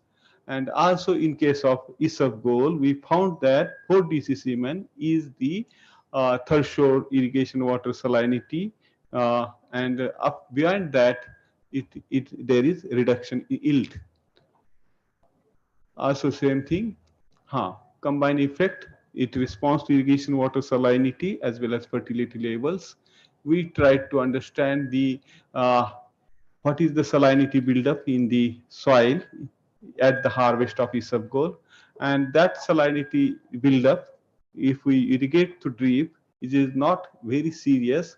We have sandy soils in Rajasthan having the sand percent up to 90 to 95%, and if you get good shower in the monsoon season, all salinity will be washed. So the salinity is not big issue for this, and we try to understand whether the irrigation to the pearl millet and isabgol by the drip system is economical or not. We found that in all cases, means at up to 4 dc cement, there is no substantial loss, and after even at 8 dc cement, we get reasonably good benefit cost ratio in the in case of pearl millet, but in case of isabgol, the benefit cost ratios are higher than the pearl millet, and so it is economical to grow these crops with saline groundwater and the drip system. So conclusions are, these crops, isabgol and bajra, could be irrigated with saline irrigation water up to 4 dc cement per meter through drip system in the arid region of Rajasthan, and the optimum yield could be achieved at 100% RDF. Thank you very much. I tried to stick the time allocated to me. Thank you. Thank you very much. You have completed your presentation well in time. So we'll take up the questions at the last. Now I invite Dr. M. Vanaja.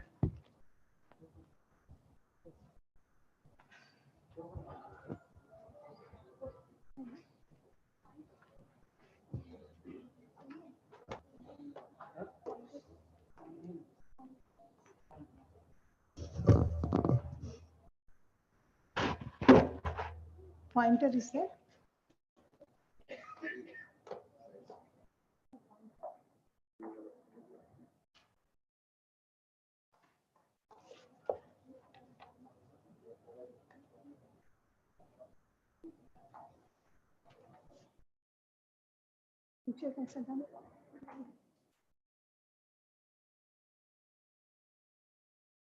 Good afternoon. Actually, my presentation is based on our studies with the CTGC facility, carbon dioxide and temperature gradient chamber facility, which was established at CRIDA. So we evaluated around 7 pearl millet genotypes, and actually, I need not to give any introduction about the pearl millet. You are hearing from the beginning. And this is the facility. We have 8 chambers with the 4 conditions. And these are actually the length of the chamber, because I want to give a brief introduction about the chamber. 30 meters length, 4 meter height, and 6 meter width, the chamber size. And we have 4 treatments. One is ambient control as outside.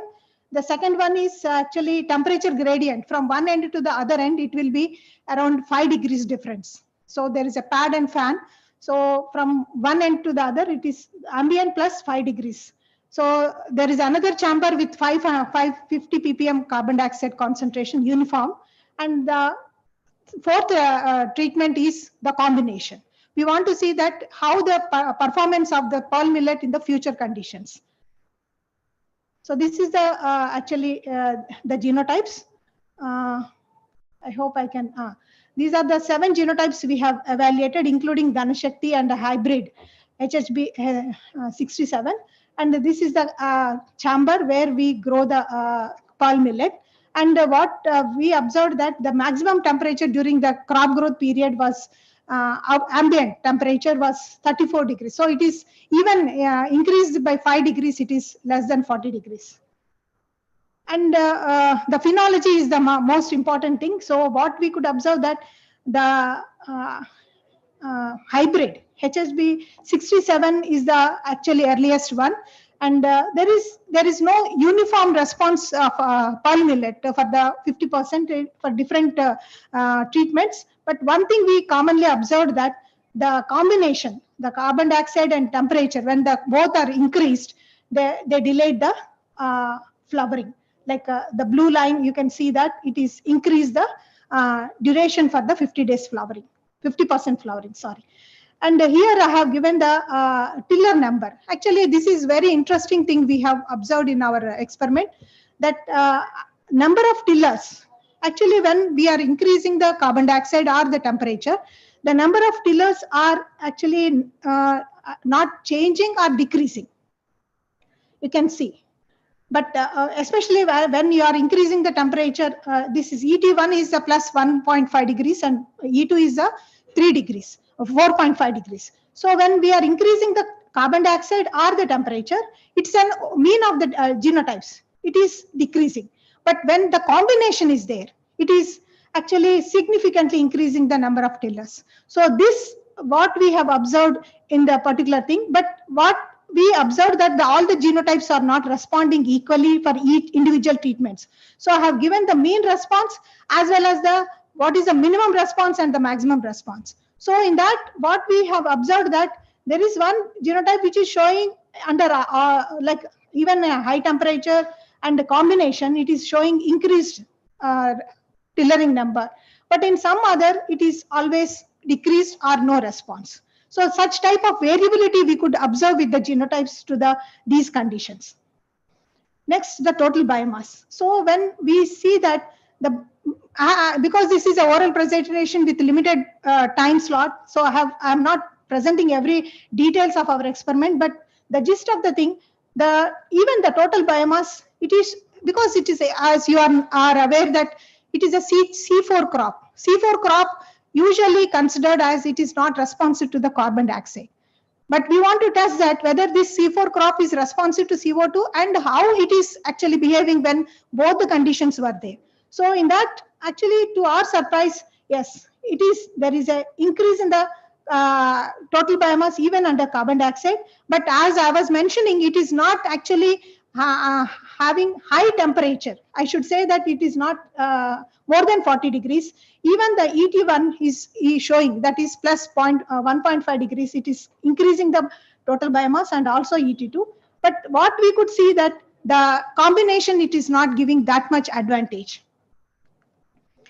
Next, the cob weight. So how the cob weight is changing. Again, the cob weight is increasing with the temperature and also the CO2. So this is also, it is very interesting, but what you can observe that there is a range of response for under different conditions.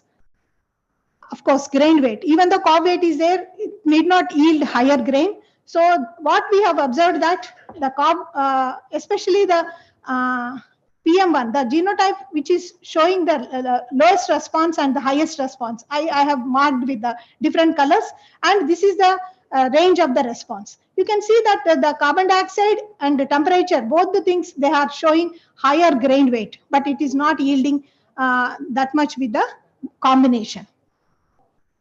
And harvest index, as it is reflecting with the biomass and grain yield, you can see that the higher temperature is giving higher actually partitioning. It is not the biomass or the yield, it is the partitioning more towards the yield that is happening as the temperature is increasing, and also the carbon dioxide. This is very good sign, but when both combinations are there, they are promoting more of vegetative growth. So this is my presentation. I think I am just concluding. This is the concluding slide. So you can see in gist that how different conditions, they are improving the different parameters, and these are the parameters. So you can see the number of tillers and harvest index, how they are changing with the different conditions. So I just, if chairman permits, I'll just show how they look under different conditions. You can just see that how the combination and ECO2, they are actually increasing the number of tillers as well as number of cobs, but they are not that fertile.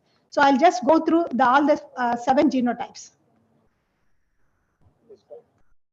I thank organizers for giving this opportunity. Thank you very much, sir.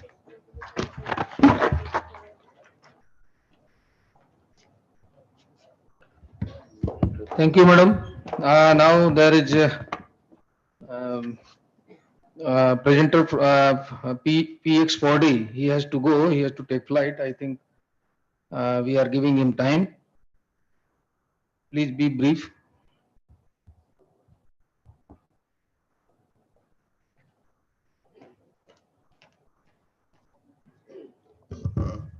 Hello, everyone. So our company is based in Switzerland. So Pix4D, we basically do the software for precision agriculture.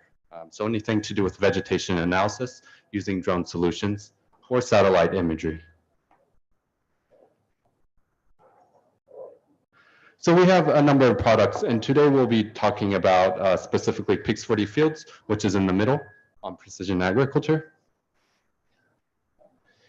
And basically our mission is to provide the best digital reality and critical information just based on images. So this includes, for example, RGB cameras or multispectral cameras to do the vegetation analysis on the field. So this is not a focus on millets, but this is to show you what tools could be used for doing, for example, vegetation analysis on millets to see if there's any, for example, crop water stress, also predicting, for example, yield, also learning about the biomass, chlorophyll content of millets. So this is just kind of an overview. For plants, usually they reflect more near infrared and more green, whereas they absorb blue and red. And here's kind of a graph of the spectrum. So you can see that there's a high reflectance on the near infrared, and then it starts going down near the red edge, so the wavelength in the 700s, and then it goes down from red. And the reason why we see green is because from the visible light spectrum, green is actually the highest reflectance of the plant. So how can we use, get this type of data? Is we have these different, we have this camera, multispectral camera, which has, for example, green, blue, red, red edge, near infrared, and then you can create all kinds of indices, such as NDVI and NDRE.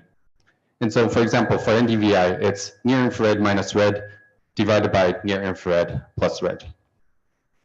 And as you can see, for example, from a crop, usually a higher index value means that you will get a healthier plant or less stressed plant. So here's a comparison. And there's other ones such as NDRE and NDVI. And NDRE uses a red edge band, whereas NDVI has a red band with a near infrared. So I'll talk a little bit about our platform and how it can be utilized with the vegetation analysis. So first is this process can all be done offline in the fields because it has all the GPS information from the images. So you can map out the field without any internet connection. Also, it can you can map it out within minutes to get results.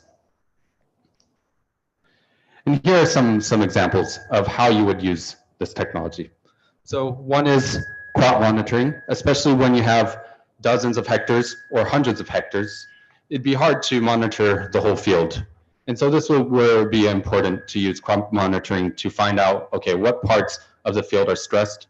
Also to see what are some areas of, for example, disease, or if it's, for example, not getting enough water. These are all things you can do by using the scouting tool, using remote sensing with a drone. And there's also trial plot management. So if you're doing research on plots, you can also use that. Also variable rate application. So for example, you have a variable of NDVI on a certain field. And so that means, like, for example, NDVI with a lower value compared to an area with a higher value, you can change the rate of, for example, a fertilizer.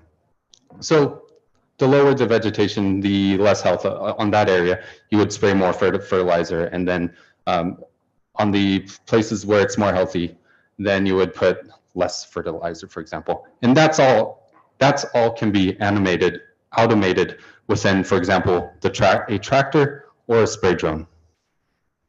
There's also precision spraying, spot spraying. So for example, weeds. We also have an AI tool within our software that can detect the weeds from the crops as long as the pixel values, in other words, the colors a little different from each other, then you can spot out the weeds. And then you can also put that into a tractor or spray drone to precision spray on that area, so you can lower the cost of herbicide. And you can also do measurements such as the area. You can know the exact GPS location, etc. And then you can also create documents based on those and reports. So here's one example of using a mapping drone with a multispectral camera. You basically take an analysis of the field in the middle, and then basically it was able to detect the weeds, and then you spot spray with the spray drone. Here's an example of one in Argentina where we saved approximately 200,000 US dollars, or about 16.6 million rupees, on a sugarcane mill. And this was of 600 hectares, and reducing the 20% of a ripening agent for one sugarcane mill. They had 14. So if they estimated they could have saved 1 million US dollars if they were able to use the same technology to only spray on the right spots of this field. So I'm gonna do it, I'm just gonna go very briefly since time is over, is if you have any questions whatsoever, please contact Mutul Arora, who's our business development lead in India. Here's his email address. And if you have any data, we also have sample data online, so you can get your free 2-week trial to use that data to analyze with our software. Thank you. Thank you very much. Since you have to leave, we can have one or two quick queries. If anybody want to ask anything. Anybody? Yes, I have one query. You have mentioned about the mapping and drone-based and satellite-based mapping. How much minimum area it captures? Because our farmers' land holding is very less. If it is in cluster basis, it is okay. But if a small farm, maybe 1 hectare. Yes, so for small farms, and for example, trial plots, for example, this can all be monitored because as long as you have a high enough resolution of a camera, usually you can get maybe 1 centimeter to 2 centimeters per pixel. So it can be monitored with smaller areas if you see the benefit of using the software. Okay. So thank you very much. Thank you. Thank you. So next we'll follow our sequence, and then Dr. R.P. Dubey.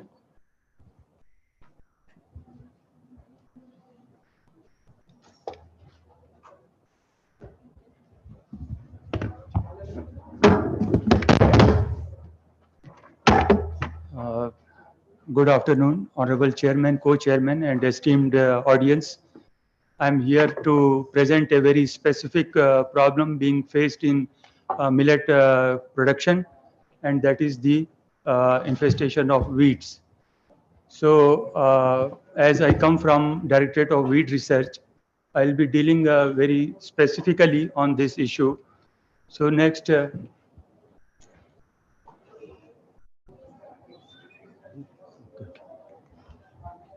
So I'll skip some of the slides because these have already been covered by earlier speakers. And you can see why the millet cultivation is now most desired because of these points. In that, you can see the 4th point. They are very hardy crops and physiologically very efficient. And they have got the ability to sequester carbon, thereby reducing the release of atmospheric carbon dioxide in the atmosphere. And wide adaptation and reliable harvests we get, and several health benefits which have already been presented. Now, what are the current challenges of weed management in millets? Mostly grown in rain-fed area and with poor crop management lack of selective pre and post emergence herbicides, particularly in millets and minor millets. The response to pre-emergence herbicides is erratic due to the poor soil moisture or erratic soil moisture. Then disadvantage to millets compared to some weeds under elevated CO2. Earlier, Dr. Vanja has described some of the points on this. And then there is a fear of development of herbicide-resistant weeds. And also, these millets are being infested by some of the dreaded parasitic weeds, which are very difficult to control, like striga and cuscuta. So I'll skip because these are the list of major weeds we encounter in the different millet crops.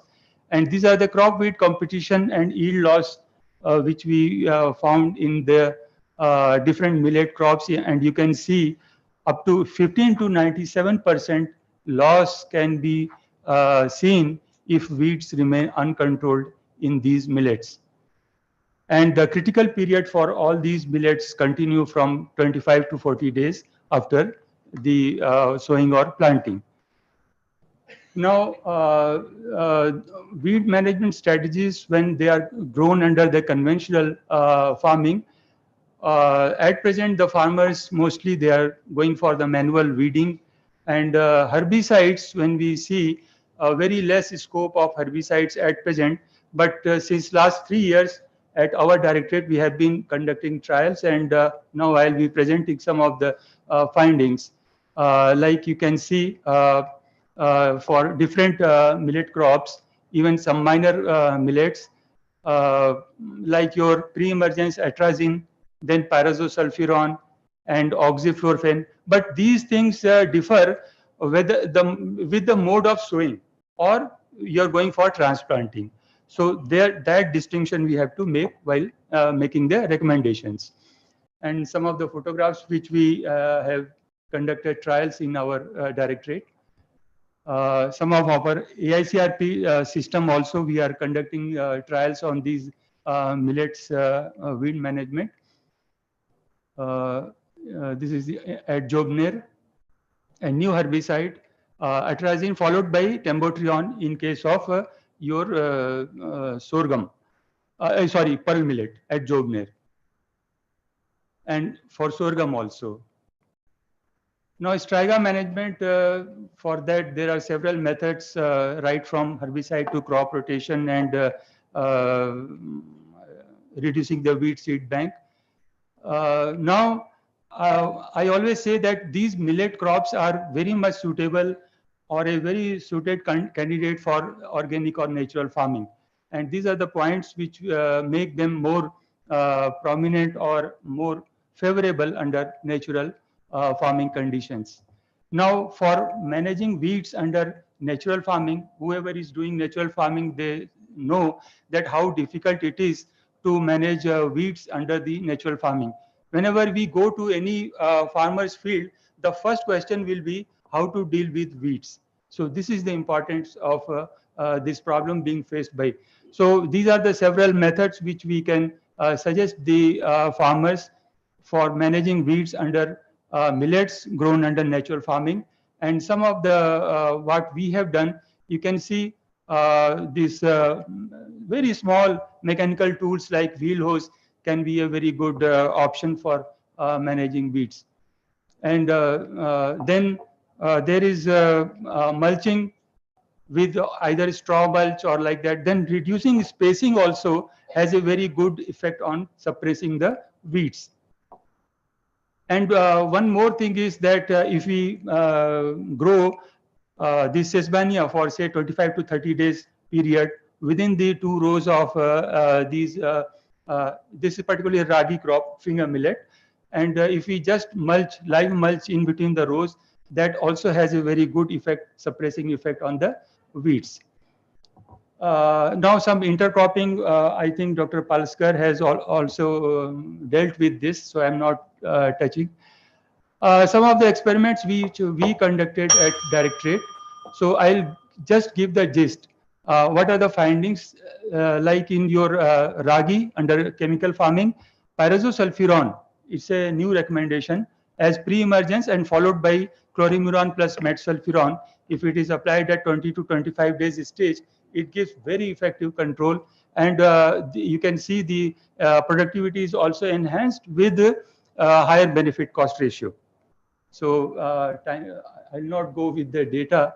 So similarly, under organic finger millet, also we have seen that this mulching, sorry, under kodo millet, also kodo millet we found a very good thing, that pendimethalin, which is toxic to all other millets, but for kodo millet it is selective.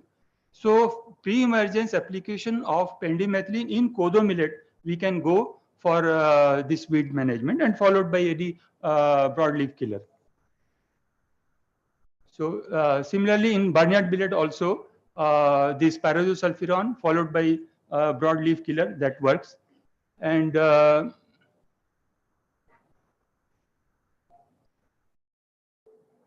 now these are the abiotic stresses which which occur in the case of millets, and we see that whenever there is a stress for crop, and if it is under weed infestation, then the stress, the crop will be more stressed. The crop weed competition will be in favor of weeds under stressed conditions. That is what I want to emphasize. So weed control is very important.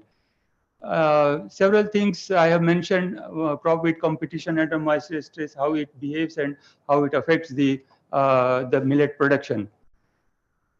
Now, this is in earlier forenoon session, it was told that these millets are grown under very poor conditions, poor soil conditions. And since we come from Madhya Pradesh, you know, tribal regions, they are traditional growers of the small millets like your finger millet, kodo millet, kutki, this little millet also.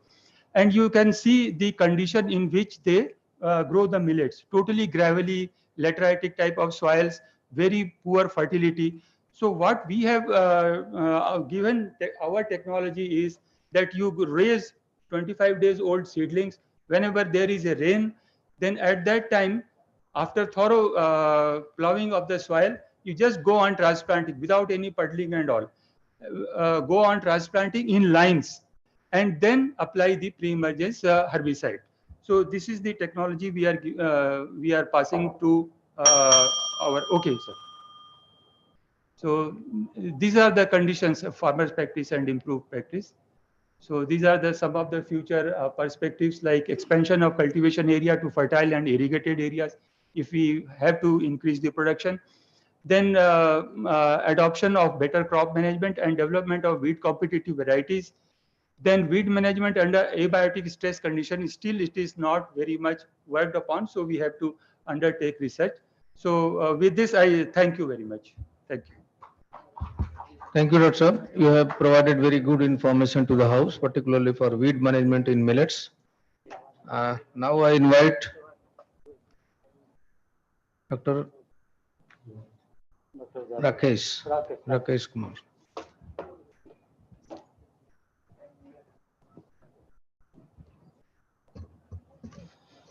Good afternoon to all, respected chairman, sir, co-chairman, and all the dignitaries and delegates. Now I am going to give my presentation on the standardization of agrotechnique for improving the productivity of millets.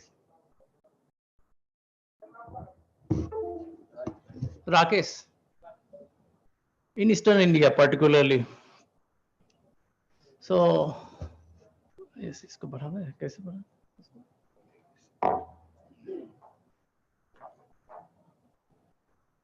So I will not take this more time on this, because much of discussion has been done on this, but because we are working on increasing the productivity in Eastern India, particularly Bihar and Jharkhand, so we are focusing on that. So this is the data already we have discussed, and we have the 72 million hectare and productivity this much, and particularly in Indian scenario, This crop is considered as famine reserve. Now we are using this under CG project under climate resilient agriculture as climate smart crops. So in particularly, I would like to focus Bihar and Jharkhand. Still, a lot of scope is there to introduce this crop.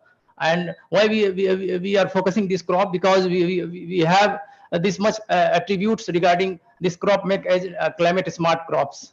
So this is the nutritive value already we have discussed, and this is the MSP. Now government is giving more focused on this nutri-cereal. Particularly in India, we have 13 million hectare, and production and productivity is low. So this is because I am working for Eastern India. This is the scenario for millets. So particularly in Bihar, this is very low. Hardly 10,000 hectare is for this jowar, bajra, ragi, and small millets. So we are focusing because we have got many projects from state government to promote this as a climate resilient crops, and we have also classified whether we are going to give more focus where we can get more area to include this crop as a more cropping intensity also, and particularly finger millets we are focusing. So this is the other small millets like proso and all. So based on that we have developed a project with the guidance of our earlier head, Dr. J.S. Misra sir is also here, based evaluation of relative performance of different nutri-cereals and their different varieties, and find out the best integrated nutrient management, and further that designing the most desirable cropping system. So based on, we have collected the high yielding variety from Indian Institute of Millet Research, and we have tested at our Patna and Gaya Buxar Center, and we found that our because this is totally taken crop under the rain-fed production. We have not given even life-saving irrigation also. So we got after onset of monsoon, that is 15 July, sowing got very good yield as compared to before onset and after that one. So this is the second year we have also assessed the variety, and in here we have found that Pro Agro from Bears, this variety is highly suitable and giving better yield. In case of ragi also we have tested. RU8 was found more promising as compared to other tested varieties. And Barnyard also we have tested, and we found that this variety is also performing DHM, particularly from their DHBM 93-2 from IIMR Millet Research Station. And this is and even though response of that one nutrition level is also better in case of that this crop. And silent finding is that among the nutri-cereal, because this is the fourth year, among this all crop we have tested jowar, bajra. This was the major millets, but local preferability for under the major is bajra, and among the minor barnyard and ragi was found to be more suitable, and we are doing more agronomic trials, and also we have tested and identified the variety. In case of bajra, Pro Agro that gives more than 25 quintal per hectare, and RAU still is, this is very old variety, but is giving very promising results. Sorry.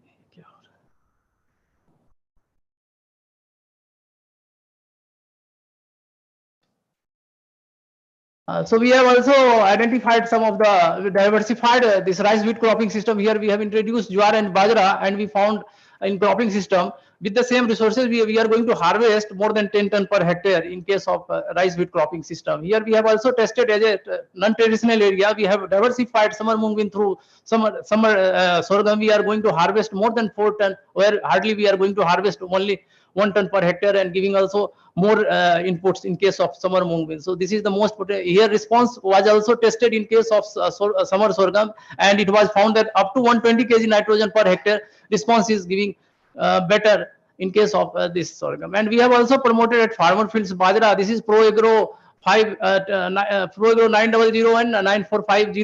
That gives better yield within 100 days, and this is having more potential to more area coverage. So even summer we are trying, but ragi and jowar is coming well.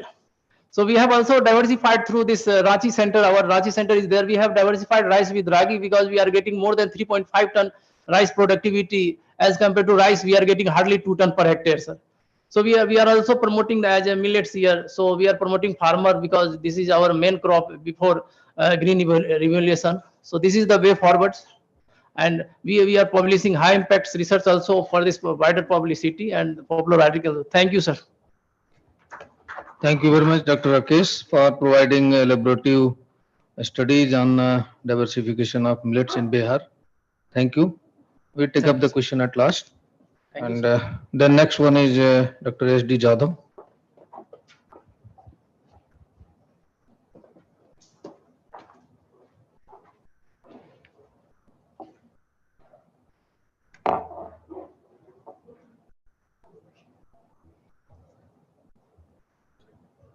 Good afternoon, everyone. Respected dignitaries on the dais of the dais. I am going to present the effect of long-term manuring and rainfall distribution on soil properties and productivity under sorghum wheat cropping sequence in vertisol. Sorry.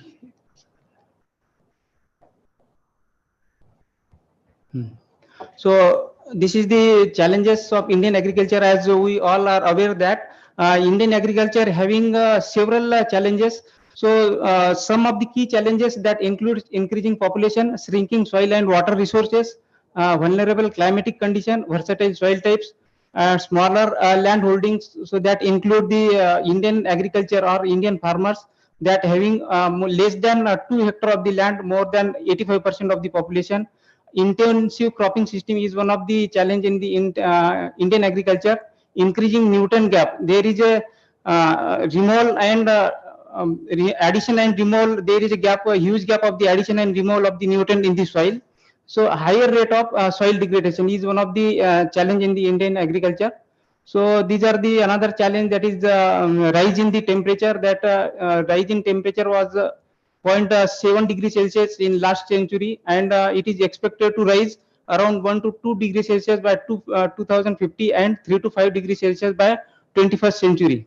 So rainfall to increase 10% by 2050, and there is a variation in the rainfall and rainy days in the monsoon season. And sea level rise is one of the problem of the Indian agriculture. And these are the impact of climate change on the soil climate, that soil health is deteriorated by various aspects of the climate change. And as far as to address these all the issues, that is stagnation in the productivity, nutrient mining, particularly potassium nutrient mining in the vertisols, and deterioration of the soil health. So to address all these issues, long-term fertilizer experiment was started in 1971, and some of the long-term fertilizer experiment across the India, 17 centers were started in 1971. And Akola Center is one of the center that includes sorghum wheat sequence in vertisols. So to address these issues, that long-term fertilizer experiment is very necessary to have constant watch on the soil properties, changes in soil fertility as a result of the imbalanced fertilizer use. And these long-term fertilizer experiments provide best possible platform for studying changes in soil properties and processes, and then identifying emerging trends in the nutrient imbalances. So Akola Center started in 1988-89, and this is 35th cycle of this sorghum wheat cropping sequence with the set of treatments, that is 12 set of treatments, including 50%, 100%, 150%, along with FIM, sulfur, and zinc with absolute control. And here we observe that there is a variation in the rainfall during the course of investigation, where in rainfall observed highest as well as lowest 360 mm, and on an average 799 mm was observed during the course of investigation. So this is the trend in the productivity of sorghum wheat. As if we see the trend in the productivity of wheat, there is a large variation in the yield of sorghum as well as wheat. So this can be attributed to the fact that there is a variation in the rainfall distribution during the course of investigation. So large variation are exist in the yield of the sorghum, as it is resulted from the variation in the rainfall. So as well as the yield variation was also observed in case of wheat. So that is attributed to the variation in the minimum and maximum rainfall during the course of investigation. So this is the yield trend analysis. So we also calculated the yield trend analysis by rate of change in the yield over the year of 35 years. So if we observe that, so here rate of change in yield was negative, almost negative in the imbalanced fertilization, particularly 100% NP and 100% NP here. And in case of wheat also, almost negative rate of change in the yield was observed in imbalanced fertilization as well as in absolute control. So this is the yield trend analysis of sorghum wheat, that is sorghum plus wheat total productivity. So here we observe that 100% NPK plus FIM, that is IM resulted positive rate of yield in the sorghum and wheat, as well as in control it is almost negative rate of change in the yield. And here yield trend analysis of 31 years, we observed that almost positive rate of change in the yield was observed in NPK plus FIM, whereas negative rate of change in the yield was observed in control. So this is the rate of change in the yield with the intervention of the management practices. So here we observe that we intervene the different nutrient management practices during 11-12. That is dose of the FIM was reduced from 10 ton to 5 ton. So here we observe the rate of change was slightly less, whereas application of FIM at 10 ton per hectare to wheat, the rate of change in the yield was increased. So this is the effect of the intervention, management intervention in the sorghum wheat sequence. So these are the photographs of some sorghum and wheat with the nutrient management practices. So here changes in soil quality. So as far as soil quality is concerned, soil organic carbon, available N, available phosphorus was increase in almost all the nutrient management practices except control, as well as in 100% N, that is imbalanced fertilization. So here available K was reduced or declined in almost all the nutrient management practices except that INM. Available sulfur also found similar trend. So these are the soil physical property. Here we observe that T8 and T10 treatment, particularly involving 100% NPK plus FIM, resulted improvement in the soil physical property. So this is soil biological property. Similar trend was observed, that is 100% NPK plus FIM, and FIM alone improved soil biological property. And as a result of the improvement in the various soil properties, we observed that soil quality was improved with the application of 100% NPK, as well as in 100%, 150% NPK and FIM at the rate 10 ton per hectare. But that is not reflected in the improvement in the sustainable yield index, as in case of the FIM at 10 ton per hectare. So this might be due to the decline in the soil physical and biological condition of the soil in case of FIM treatment. So here sustainable yield index was declined in control, almost it was found negative. So these are the climate change and its impact. So here growth requirement of sorghum wheat. So we correlate the yield of the sorghum and wheat with the various weather parameters, particularly rainfall, rainy days, minimum and maximum temperature. So these are the protocols of the correlation of this yield of sorghum and wheat, and these are the various graphs. That is a correlation graph, that is contribution of various weather parameters, particularly rainfall, rainy days, minimum and maximum temperature. So here we observe that rainfall at seedling development stage and panicle initiation stage was contributed for higher productivity of the sorghum. So in case of temperature, so here we observe that temperature at leaf and tiller development stage and temperature at stem elongation stage was critical. And please conclude. So this is the lesson learned from the LTP, and this is the concluding remarks. So hence needs to sustain productivity and at the same time improve soil quality with minimum degradation of environment. Thank you, sir. Okay, thank you very much. Now we move on to next presenter, Dr. P. Ashoka.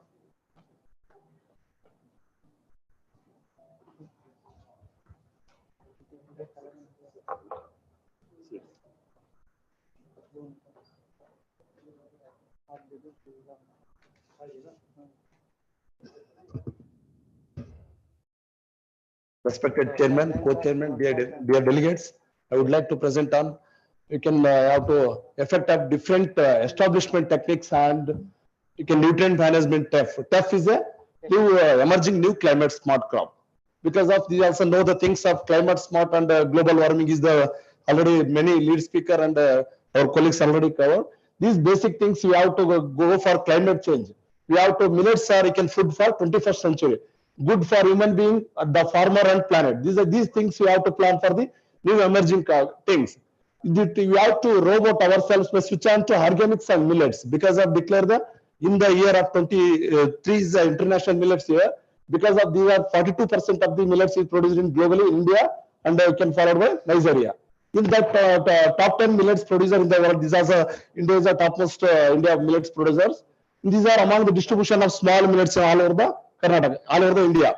In these, they have the major benefits of the all millets. In these, you have basic. You have to you can declare the international 23 in millets here. These are millets. Is you can go for the teff is the new. You can emergency crop. These are the other. These are the teff is the medium crops due to last. These important things of temperature and 50 million of we can go further in the Ethiopia. These are the major staple food in Ethiopia. In these things, you have need for teff in India because of recently new crop in millet. These you have to contain some gluten because of wheat against this also celiac disease. You have to content of millet. These are important teff we can items. These also in our in India CFTR Mysore. CFTR Mysore is introduced these crop. You can farmer you can buyback system in Kadamba society in Sirsi, Uttar Kannada. These also in our Karnataka. These things you have to measure. You have to measure in white teff and brown teff. These important things of these you have to two types of teff seeds. These are important minerals compared to these. These are important plant characteristics. These are among important plant characteristics. Grain yield around 1058 to 4599 kgs. Among these important characteristics, you have to plant type, number of leaves, kilo length, and tillers. These are important for because of harvesting in 65 to 70 days. Among these important nutritional composition, among these you can go for teff composition as also in fodder, and also important components is a composition. Because of is a good energy, protein, and fats. Among these also teff. These also at the time of harvesting you have to you can go for a matured you can teff grains. These are some benefits of the important teff. Another this the use of teff is also many things because of traditional alcoholic beverages, drinks. You can go for some salads, burger because they're very good for organic and also health issues. These are some teff products. These are some teff products you also measure. You can concentrate on agronomic importance because of can short duration, wider adaptability. Another thing you can do also a good faster situation. Another you can adjustable to the harsh situation, and that you can go for very few diseases. Very good for the palatable animal acceptance of the you can fodder. Another you can go for a very is very difficult to harvest. We have to manage. These important seedbed preparation. We can go for seedbed preparation. We can seed selections. These are agronomic planting method, irrigation management. Some tech you can go for protective irrigation. Thus harvesting is another important challenging because of very small sized grains. In these we can some have limitation also. Larging another you can labor intensive, but you have to good for healthy issues. Based on these brief information, you have to conduct a planting method and yield parameter. Another can nutrient management. These also become physical chemical composition of in the research side. These are also important treatment details because of you can some days you can traditional practices you can go for broadcasting. You have tried for line sowing and transplanting different nutrient management because of standard agronomic practices. Among these also experimental sites. Among these also leverage. Because of these, among these 2 years average, we have to larging is another important because small size seed. Another can emergency is very important. Line sowing is 91% field emergence. You can go for transplanting technique. You can go for years for the 21 years of the seedlings. That one you can go for 98% is you can field emerging of these seedlings. Among these different number of tillers per meter. Because of around 30 days you have to you can shows for non-significant, but you can go for 60 days. You can you can go for meters per tiller. We can have to transplanting at we can go for 20 10 RDF recommended. That's a significant higher 60 days at harvest. This same trend followed in you can go for you can management aspect. You can go for larging. Larging is another important problem. You can go for higher dose of you can nitrogen. Definitely can show higher larging. You have to control. You can go for larging less. You can go for the line sowing. These you can number of effective tillers, grain weight and test weight. They also significantly can recorded transplanting in NPK. You can RDF 20 10 kg per hectare along with 6 tons of FIM.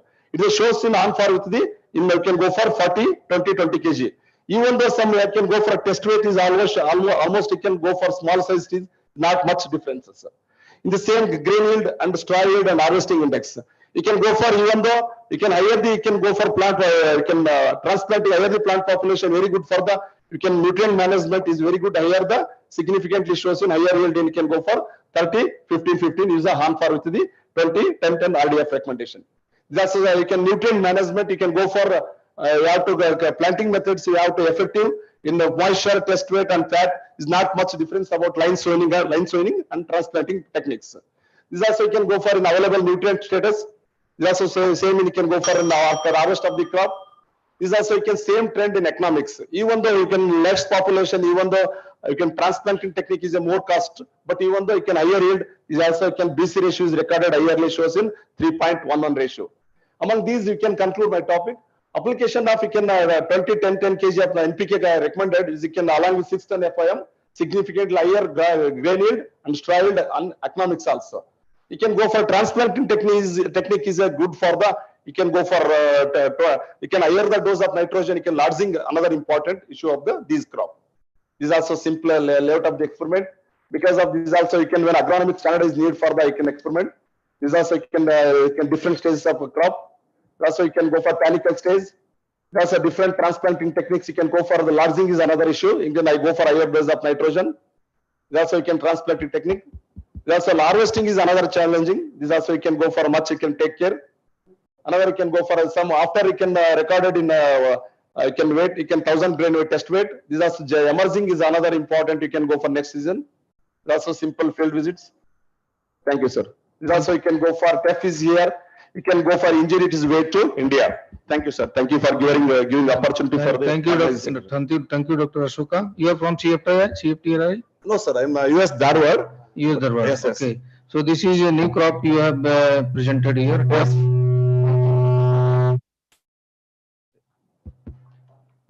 Climate resilient as well as medicinal value and some confectionery value.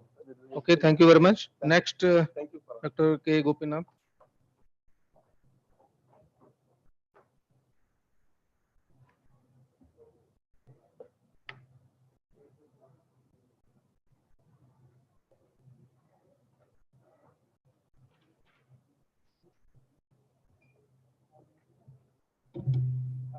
Respected chair, co-chair, and the participants. We initiated a trial at ICR Krida to assess the performance of millet-based intercropping systems under different production systems just last year. So the background for this study is that, as we all know, the organic farming is one of the priority area of the government of India as well as the most of the state governments. And similarly, the promotion of millets is also another priority area of the several state governments and also the government of India. So looking at these both organic farming and the millets, and again, both these are more relevant to rain-fed or dryland areas compared to the irrigated areas. With this background, in fact, there are some studies showing the comparative performance of millets in organic production system compared to the conventional production system. But we also wanted to see the potential of this organic millet production in terms of climate change adaptation as well as mitigation compared to the conventional production systems. So this is the major objective. And we have actually 4 objectives in this study. Since this being the first year of study, we have information for the first objective alone, that is the comparative performance of various millet-based intercropping systems under 3 production systems. And later on, our objectives are to assess the GHG emissions and carbon sequestration potential of different intercropping systems under organic and conventional production systems, and to study the effect of these production systems on soil properties, the crop quality, the carbon sequestration potential, and so on, and definitely finally to work out the economics. And these are the treatment structures that we have: 3 production systems, chemical, the integrated production system, and organic production system, and 3 intercropping systems, that is finger millet, foxtail millet, and little millet, intercropped with pigeon pea in 2:1 ratio. And these are the details of the varieties that we have used and the date of sowing and harvesting and other details. We can see here the variety that we have used for finger millet CFMV1, that is Indravati, and the little millet variety CLMV1. These two are the varieties. They are also called biofortified varieties, which were released recently, I think 2 years back, by the Honorable PM. Coming to the performance of the finger millet across different production systems, we found a significant effect of these treatments on the crop performance and yield. And the crop performance was better in both organic and integrated production systems compared to control, where we used only the chemical inputs. Similarly, in case of foxtail millet, again, the performance of the crop was better under both organic and integrated production systems compared to the application of chemical inputs alone. Whereas in case of little millet, we see that the crop performance was similar across all the three production systems, and there was no significant differences. And during the crop season, we also recorded the soil moisture at regular intervals to see the effect of different production systems on the soil moisture holding capacity, then the adaptation of crops, particularly to dry spells during the crop season because of the changes in the soil properties and moisture. And what we found was, obviously, in the plots under organic management, we found better soil moisture content compared to the other two production systems, which in turn, in our previous studies also, we found that this kind of improved soil properties and soil moisture holding capacity would help in coping with the short dry spells during the crop season, particularly 10 to 15 days of dry spells, which are very common in dryland areas. And of course, we had some observations on the chlorophyll content, although the observations were not very significant across the production systems. So finally, when we calculated the finger millet equivalent yield, what we did was we considered the MSP price of the finger millet as well as pigeon pea that is available. Whereas for foxtail millet and little millet, since we don't have MSP, we tried to get the market price, which is really very volatile and varies from place to place and the shop to shop. So, but still we considered some tentative prices, about 40 to 45 rupees per kilo of these millets. So based on this, what we see is among the three intercropping systems, that is finger millet, foxtail millet, and little millet based intercropping systems, the finger millet plus pigeon pea intercropping system was better compared to the other two intercropping systems across the three production systems. And among the three production systems, that is organic, conventional, and chemical inputs based production systems, we found that the both organic and integrated production systems produced similar but higher finger millet equivalent yield compared to that of the control treatment. Similar was with the foxtail millet plus pigeon pea intercropping system compared to control. Whereas in case of little millet plus pigeon pea intercropping system, we got about almost 2 quintals per hectare higher yield in organic production system compared to the other two production systems. These are some of the photographs from the study, different production systems and intercropping systems. Thank you very much. Thank you, Dr. Gopinath. Now next, Dr. D. Dinesh.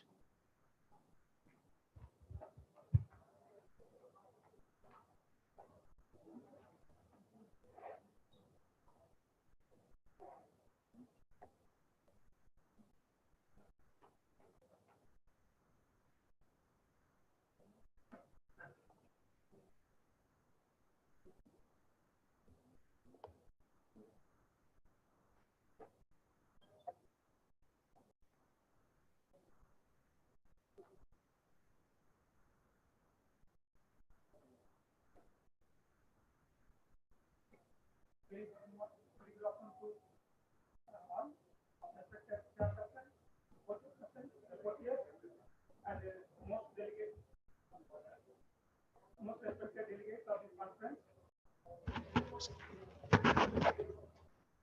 Now I'm going to share our experience of INM in long-term experiments. I am basically from the Indian Institute of Soil and Water Conservation. I am from the regional center Vasad. So we are working for the Magi ravine affected lands. So in Magi ravines, there are marginal lands is there in the gully head. So it's having different slopes.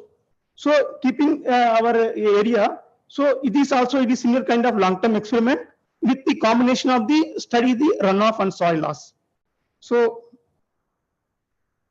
we all aware about this, our stagnation of the yield and other issues. So keeping that ideas and points. So we want to understand what is the impact on soil loss and organic carbon losses during erosion process. So we want to study in long term. So there are some experiment already conducted by our center in different crops. So in 2016 we started with the pearl millet crop with keeping the objective of to understand the soil fertility and organic carbon influenced by the management of FIM alone and combination with chemical fertilizers. So this is our photograph view of our experiment. So this is the standard runoff plats having the 1.8 meter width and 22 meter length. So it is we are having the 8 plat in 2 replication in our experiment and 2 replication without runoff experiments. So our soil is basically alluvial soil plain. So our methodology is like that. We are following that RBD and 4 replication. One is control without any nutrient application, manure application. Second one is the FIM 510S, and T3 is our INM, NPK doses alone, and the T4 is the 1010S FIM plus chemical fertilizer. So we are applying the nutrient as per our moisture availability of, because it is a rain-fed condition. We are applying our nutrient as per the moisture availability during monsoon. So we are also observing the FIM organic carbon content also in long run. It is 22 and 26% organic carbon in FIM. So our farm is located in the semi-arid regions. We are receiving the maximum rainfall in the July and August. As per our long-term data, it is almost 800 mm our rainfall. So once we see this our soil basic property, it's not much issues on the soil because it's alluvial plain. It is a medium as organic carbon content and low in the available nitrogen and high in the phosphorus. So while looking to the results of the runoff and the soil loss, we can see that almost 30 to 40% higher runoff we are getting in the without if you are not applying any manures. It is farmers, some places they don't use any manures and any fertilizer. They are using getting more runoff. So it is also equivalent. Similarly, soil loss also it is similarly almost 30 to 40% higher soil loss observed in the control treatment. Similarly, in organic carbon also it is almost more than 40% organic carbon loss is also observed. So we are observing the even twice the correlation between the treatments. So if you are not applying any manures, we are getting the almost more than 4 gram per liter of sediments. If you are applying manures, we can reduce the sediment loss in the runoff. So after we are all observing the changes in the available nutrient content after 7 years. So here also in the FIM and INM treatment is received good number of almost 40% higher available content of nitrogen and phosphorus. In potash there is not much improvement. Even I think we should look about the again we have to add some more potash to replicate this more maintaining the dose. So while looking these changes in organic carbon content is very unique one, because it is a very important key factor to support the soil quality. It is also observed from these changes in last 7 years. Here that FIM, you can see the almost 47% higher compared to control. It is clearly says that if you are not applying NPK also, applying FIM alone, it's giving very good rate, inbuilt of the organic carbon, even surface and subsurface also. So I am also worked out the carbon management index. It is just we can say the estimate of the management aspect on the soil quality.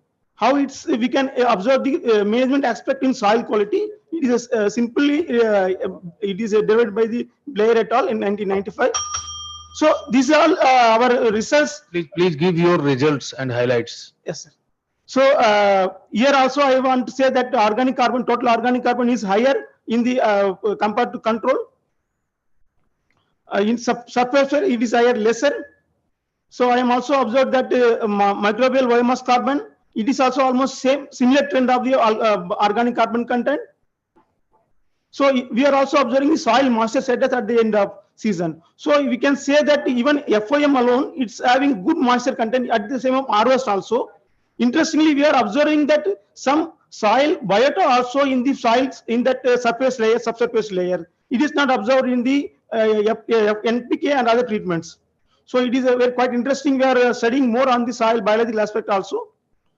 So we are also observing the yield. Yield also you can getting almost more than 150% higher if you are applying the INM treatments. It is also reported in all the other long-term experiment results also. So we are also observing the plant sites, other thing also.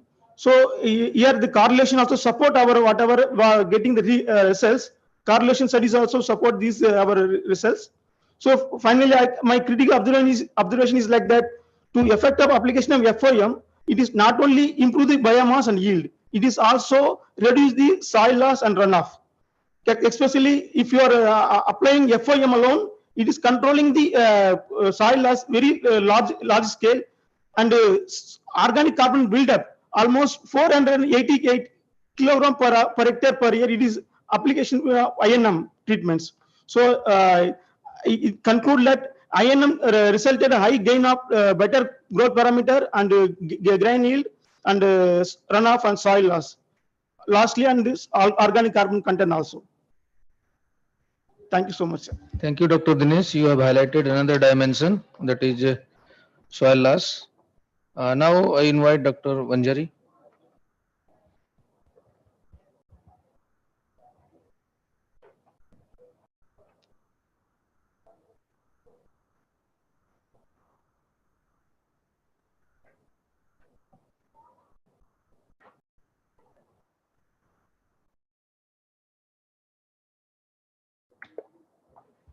We have already skipped our tea, so I think we have to be brief so that we can Most complete timely. respected chair, co-chair, rapporteurs, and esteemed members present in the house. I will be today talking about the impact of long-term fertilizer and manure application on soil quality and crop productivity of millets. And the earlier speakers have very much elaborated on these aspects. But however, I will highlight some of the points. This study we undertook with the objective to study the imbalance and balanced nutrient application on the soil quality, then crop productivity, nutrient composition, and sustainability indices. These are the treatments, and we have so many centers, 17 centers, and I took only ABC of this LTFs, that is Akola, Bangalore, and Coimbatore. These are the layouts. These are the crop productivity trends, and we found that across all the LTFE sites, the imbalanced nutrient application are giving lower yield compared to the balanced and integrated nutrient management. And in case of alphisols, this is NPK plus lime is comparable treatment as far as NPK FIM is concerned. So as this has been very much elaborated by Dr. Jadhav, and Akola is one of the centers. And here I would like to tell you that the A value, that is magnitude in change in yield, in imbalanced nutrient application is negative compared to the balanced and integrated nutrient management. As all of you know that soil health is the integrated system for physical, chemical and biological condition of the soil. And we can see here that the physical parameters under LTFE at Akola getting improved with the balance and INM. Similarly, basic chemical properties. Also at Bangalore, these soil physical parameters, they are getting improved with best balance and integrated nutrient management. Also at Coimbatore. Yes. So one more thing is that the enzymatic activities, they are getting very much improved, significantly improved with this balance and INM treatment, and in Bangalore with lime treatment. And this soil microbial biomass carbon as well as nitrogen, this is being influenced by these nutrient management treatments very well, and this is getting reflected into the crop productivity. As you can see here that there is very low population of this crop under imbalanced nutrient application, and 100% yarn alone is the very deleterious treatment, and you can see that there is a very low plant population. And the crop size, you can see that the INM treatment give very good size and test weight compared to the imbalanced nutrient application. These are the deficiency symptoms, and even Indian soils are very rich in potassium. Even then, we found that potassium is need to apply. This is very important slide, and I would like to highlight here is that the mineral composition is getting affected with this long-term fertilizer experiments, even color of the grain as well as the test weight of the seed. So farmer generally use urea and DAP in their field. So they should look into the matter, and we should guide them to apply in integrated manner. Sustainability yield index, as you can see here, that the imbalanced nutrient application, that is control 100% N and 100% NP, gave lower values compared to the balance and integrated nutrient management. And this has been well established by this LTFE data, and which has been giving since last 50 years these results. Soil quality index, we took into account around 35 to 40 soil physical, chemical and biological parameters, and we found that and came to know that the balanced nutrient application is giving higher soil quality index than the control and other imbalanced nutrient application. Similarly at Akola also. So these are the key parameters on which we need to focus, and it has been done through PCA analysis. So with this physical condition of soil to be improved for enhancing soil quality and crop productivity. And second point is very important. We have to take into account the microbial diversity that is being reduced due to higher doses of chemicals and fertilizers. And thus we need to study the functional biodiversity for the soils. The level pull of carbon. Carbon is, we know that it helps in the supply of the majority of the nutrients, and this is very key, and its content is getting reduced, and thus nutrient supplying capacity needs to be sustained over the years with the balance and integrated nutrient management. With this, I thank you each one of you. Thank you very much, Dr. Banjari. Thank you, now sir. I invite Dr. A. Srinivas.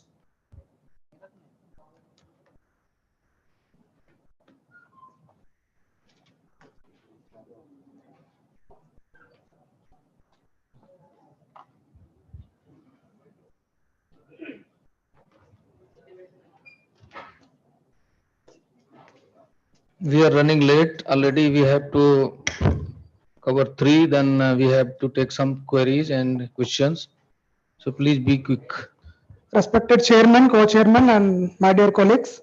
So I am going to present a survey report of assessment and management of micro units of millet based and their products. Next.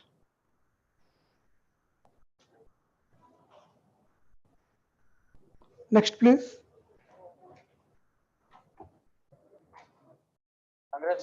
So actually objectives, yeah, here it is there. So these are the objectives to assess the management, administration and products of millet based micro units, and also to find out the constant in processing and marketing of millet value added products. So generally we know millet based micro units are the enterprises or startups which are recently started, or the existing entrepreneurs who are recently shifted to the millet business. So these are the key players in promotion of millets, and also to generate the millets for to generate the demand for millets in India. So that is why assessing their products and their management administration is very much essential in order to create demand for the millets.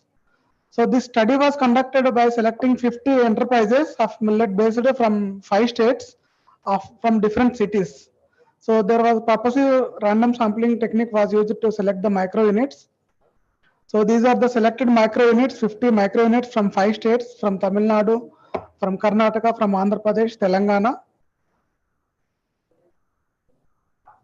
and Tamil Nadu also. So the investment pattern of the micro units, you can see there are 26% of micro units were invested below 10 lakhs, followed by the above 24, that 1 crore above 24%. And if you see the source of capital, for majority of them, the family is the major funding source, and very least people are depending on the bank and government agencies. And the source of raw material for the micronets were the farmers. 66% of the micronets are getting the raw material from the farmers, followed by the traders and wholesalers. And the vast majority of the 90% of the micronets are storage facilities for only bags. They are not using any special storage structures to increase the shelf life or to minimize the costing losses. So this is the products range of the micro units. So we can see here the demand, major products are millet rice, flours, instant mixes, noodles and cookies. So there is a demand for these products. That is why the micro units are focusing more on these products as compared to other products. So you can see the annual total production, turnover and exports. And most of them are producing the total annual production of below 10%, 10 tons only, 26%, and followed by the 100 tons of micro units, 26%, followed by the 10 to 25 ton, 18%, and up to 25 to 50% and 18%. And the majority of 76% were selling their products within India, and they were not exporting. Only 18% of the micro units are exporting the products to other countries. So mostly they are exporting to the Middle East, Asia, United States and Thailand. These are the top exporting regions of the micro units. So most of the micro units, you can see the annual turnover 42% more than 1 crore, followed by the 20%, 10 to 25 lakh. The primary processing machinery, you can see as most of the product, you can see almost the grader cum aspirator, 38% of the micro units are having this machine, followed by the dehuller. Secondary processing machine, almost all the machinery ranges is almost similar for all micro units. You can see the percentage here. It is ranges from 4 to 10%. Almost everybody is having the machinery based on their requirement. And the nutrition analysis, for nutrition analysis and labeling of the product, they are depending on the outsourcing, mostly on the outside the outsourcing lab, licensed labs. And branding, brand registration done by the 70% of the participant, followed by the trade registration 56%, and certified with the global agency 66%. And the packaging methods, most of them are following. Yeah. So this is the packaging material. You can see the marketing. Most of the farmers are selling their products to the retail market, followed by the consumers and exporters. These are, and e-commerce 50%. Most of the startups. The export details, these are some of the startup companies that the exporting countries are these: America, Singapore, Malaysia, UK, and Lebanon. So these are the export details country-wise and the quantity-wise. So the major constraints in the processing include the low shelf life of the millet products, followed by the availability of raw material and non-availability of the machinery. And marketing related include the first one is lack of government initiation, followed by the awareness and the GST also, high price for millets also. So these are some of the constraints. The summary part includes the micro units engaged in the business. Actually, those are engaged in other business recently shifted to the millet business as there is increase in demand for the millets. And the positive indicate that women entrepreneurs are more, that is 33% women are there in the study. So this is a positive sign. And micro units are invested up to 100 lakh. And farmers and traders for the major players in supplying the raw material to the micro units. And storage facility need to be improved, and these are found to be poor, and that's why shelf life of the millets also is very low. So you can see the R&D efforts should be required for the percentage, increase the percentage of millet in the millet based products, and also mention the most of the microunits have not mentioned the labeling parameter that has to be included, and followed by the packing material also need to be improved, and major marketplaces like e-commerce. Apart from that, export opportunities also they have to explore. And among these are some of the top exporting countries, and government has to encourage the farmers to cultivate, because the micro units are facing the raw material scarcity. That is why area has to be increased, and any product specific cultivar has to be developed, as well as the GST rate has to be brought down from 18 to 5%. So these are some of the recommendations. Thank you, Dr. Srinivas, giving insight for millet-based micro units. Now, Dr. Parsuram Patruti.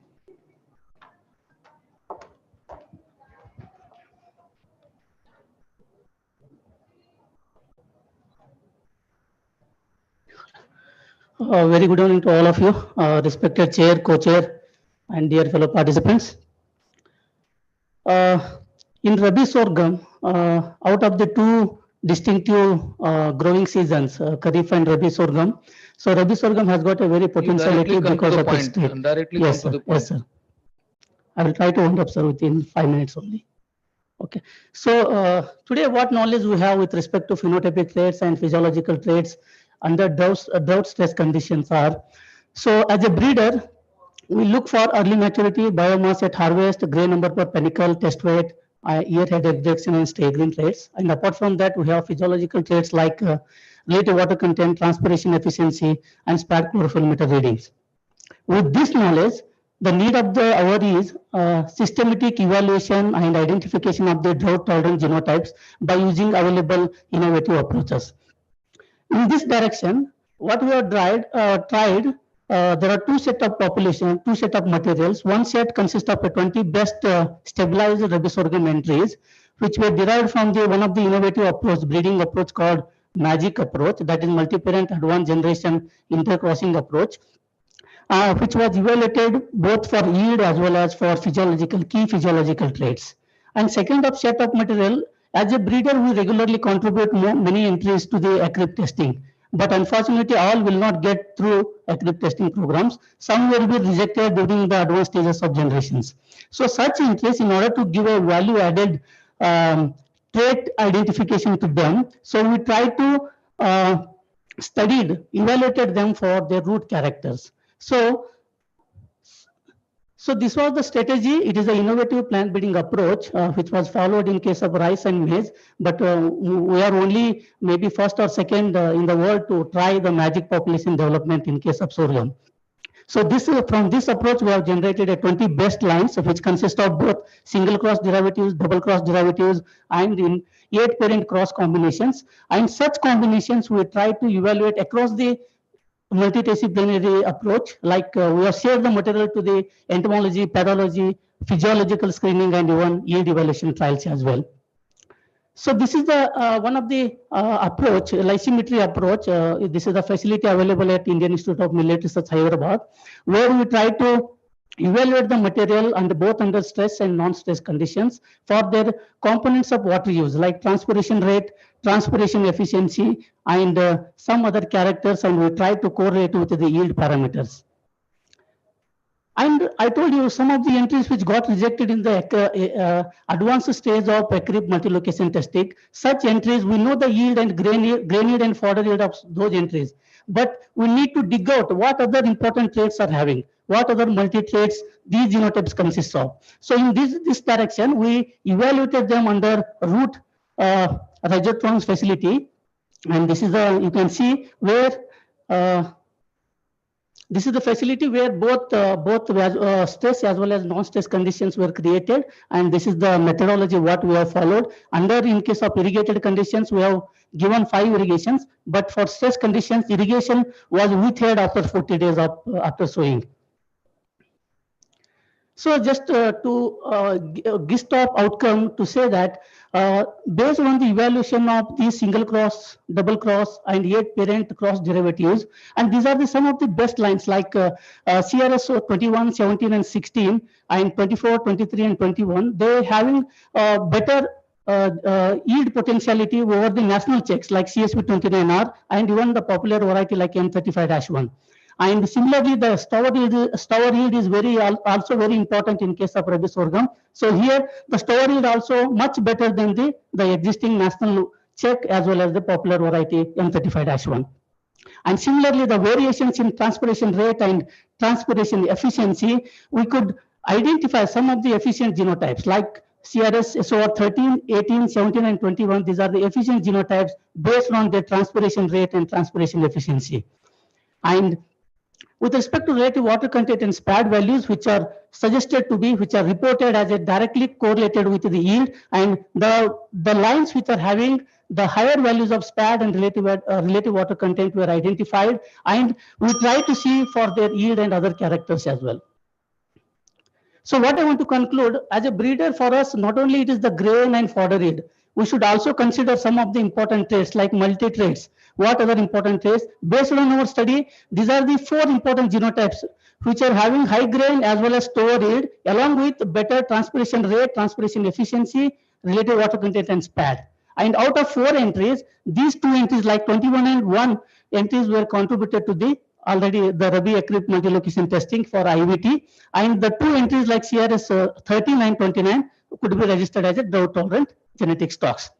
And for second set of material, for root studies, these entries, the dropped out entries in AVT, they are having a better root characters, better root volume compared to the existing popular check varieties like M35-1, Fule Suchitra, and Fule Anuradha.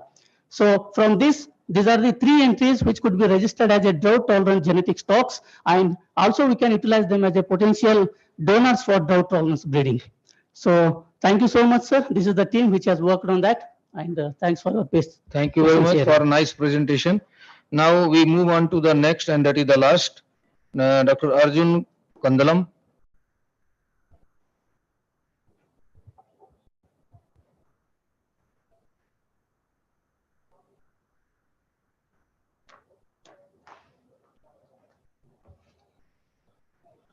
Thank you everybody for giving me the opportunity. So today I'm going to share a brief about our technology, what Thermo Fisher Scientific is offering. So as you see in this picture, we have microarray platforms, next generation sequencing platforms, qPCR, capillary electrophoresis, etc. So all of these platforms can be used for SNP genotyping.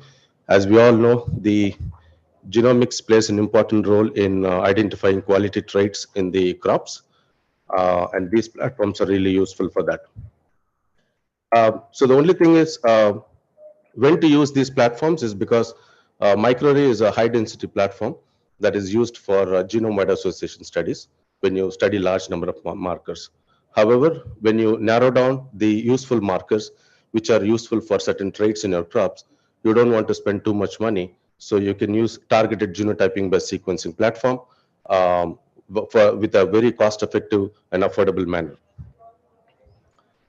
This is just to show you the microarray plates used for high-density genotyping. And this is the sequencing-based genotyping, SNP genotyping, where you not only get the target SNP, but also you get novel SNPs identified in this platform. Looking at the kits, it's a simple high multiplex PCR method. When you have markers, you design the primers, amplify those markers, create the libraries, and then sequence on the platform. So the platform comes with the automated softwares that automatically genotype your samples, provide the results in a very visualization manner, and ready for publication manner. So we do have a lot of panels that made on this platform. So if you are interested in any crops, for example, millets or soybean or cotton, tomato, all of these are available in our catalog panels. Yes, we have service provider in Hyderabad who can do the genotyping services for you. However, if you're interested in other locations, we can find one for you.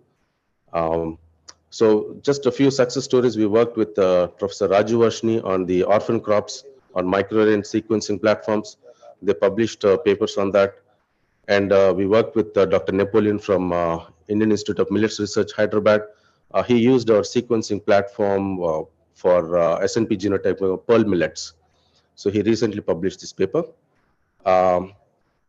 Yeah, as I mentioned, there are a lot of catalog plants and animals. If you're interested, you can reach out to Thermo Fisher Scientific Group. And worldwide, we are working on cucumber, barley. We have a lot of success stories there. And these are our key customers with whom we are working across the world. Thank you so much. Thank you. Thank you very much for highlighting the new tools. Now, what we have decided in the beginning that after completion of the presentation, we will take some of the questions. There were 15 listed this presentation, but there were 13 only, and we have completed all. Now it is to open this is open for your query or discussion. I have already told that you please reserve your question, note down, and then you can ask the individual presenters. Please provide mic. To whom it is concerned, you have to mention. Huh? Okay.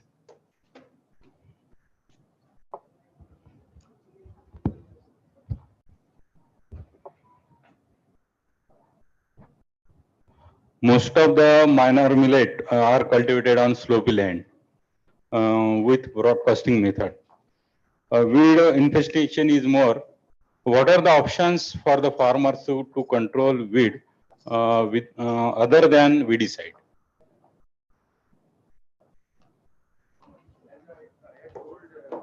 In my presentation, that there are several cultural methods which you can employ for management of weeds, particularly if the farmers are going for line sowing.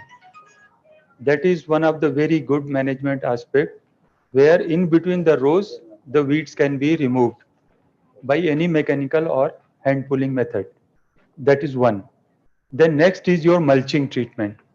Mulching with whatever crop residues are available there, that can be done, and it is very effective. The only care you have to take is that the the layer should be thick enough to cover the soil so that sunlight is not passing on the soil and not germinating. Then some other reducing the spacing also.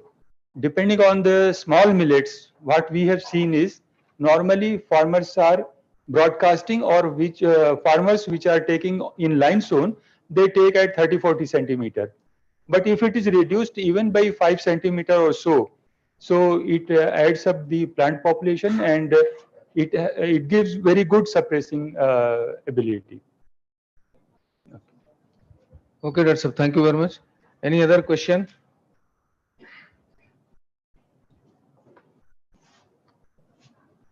From backside, students, do you have any question on the presentations? Front line, our directors, Dr. Misra sir, Dr. Praveen, Dr. Handa, Dr. Tripathi ji.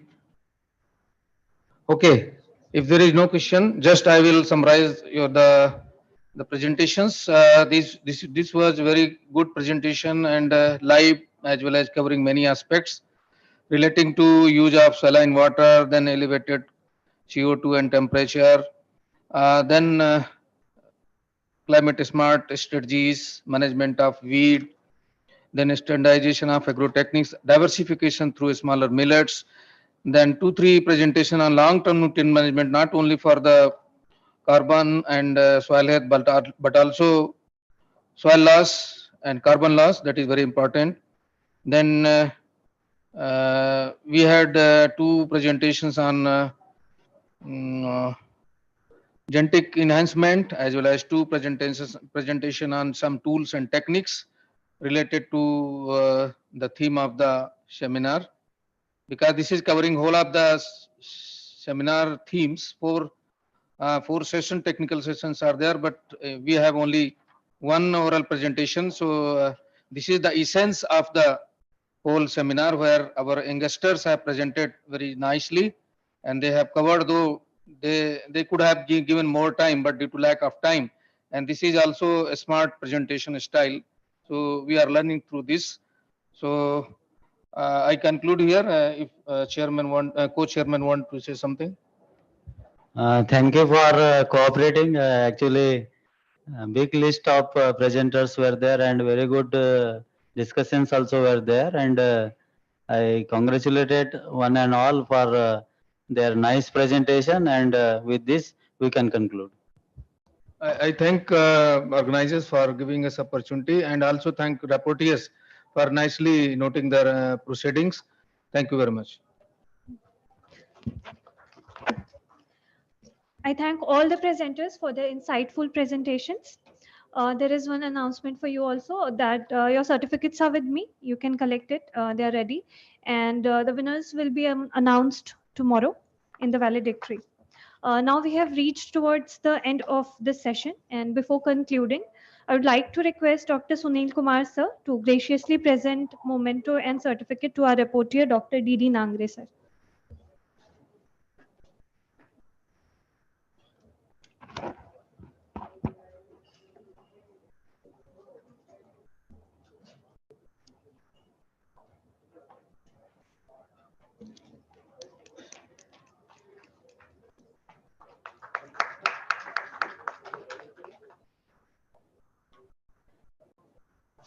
May I please request you, sir, to present a memento to our second rapporteur, Dr. R.N. Singh, sir.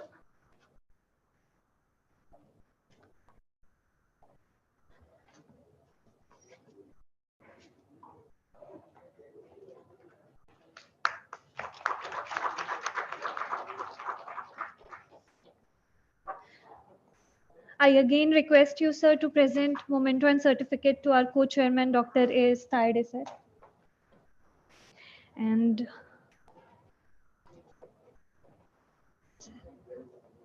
may I now request Dr. Parveen Kumar, sir, Director CCRI, to present memento and certificate to our session chairman, Dr. Sunil Kumar, sir.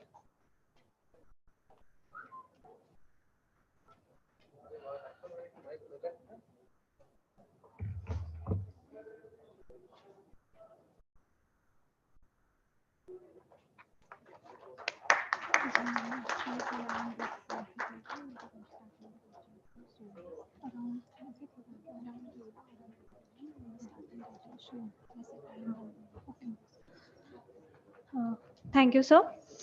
As we conclude this enlightening technical session on oral presentation, I wish to extend our heartfelt gratitude to our session chairman and co-chairman for their valuable leadership and guidance. I also thank to our delegate rapporteurs, to our dedicated presenters, the volunteers, technical team, and esteemed audience. Once again, I thank you all. And there is one more announcement, that the cultural program will start soon around amphitheater, maybe after 15 minutes or half an hour.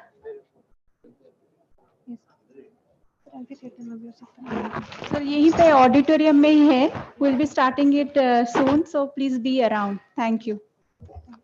Thank you, doctor.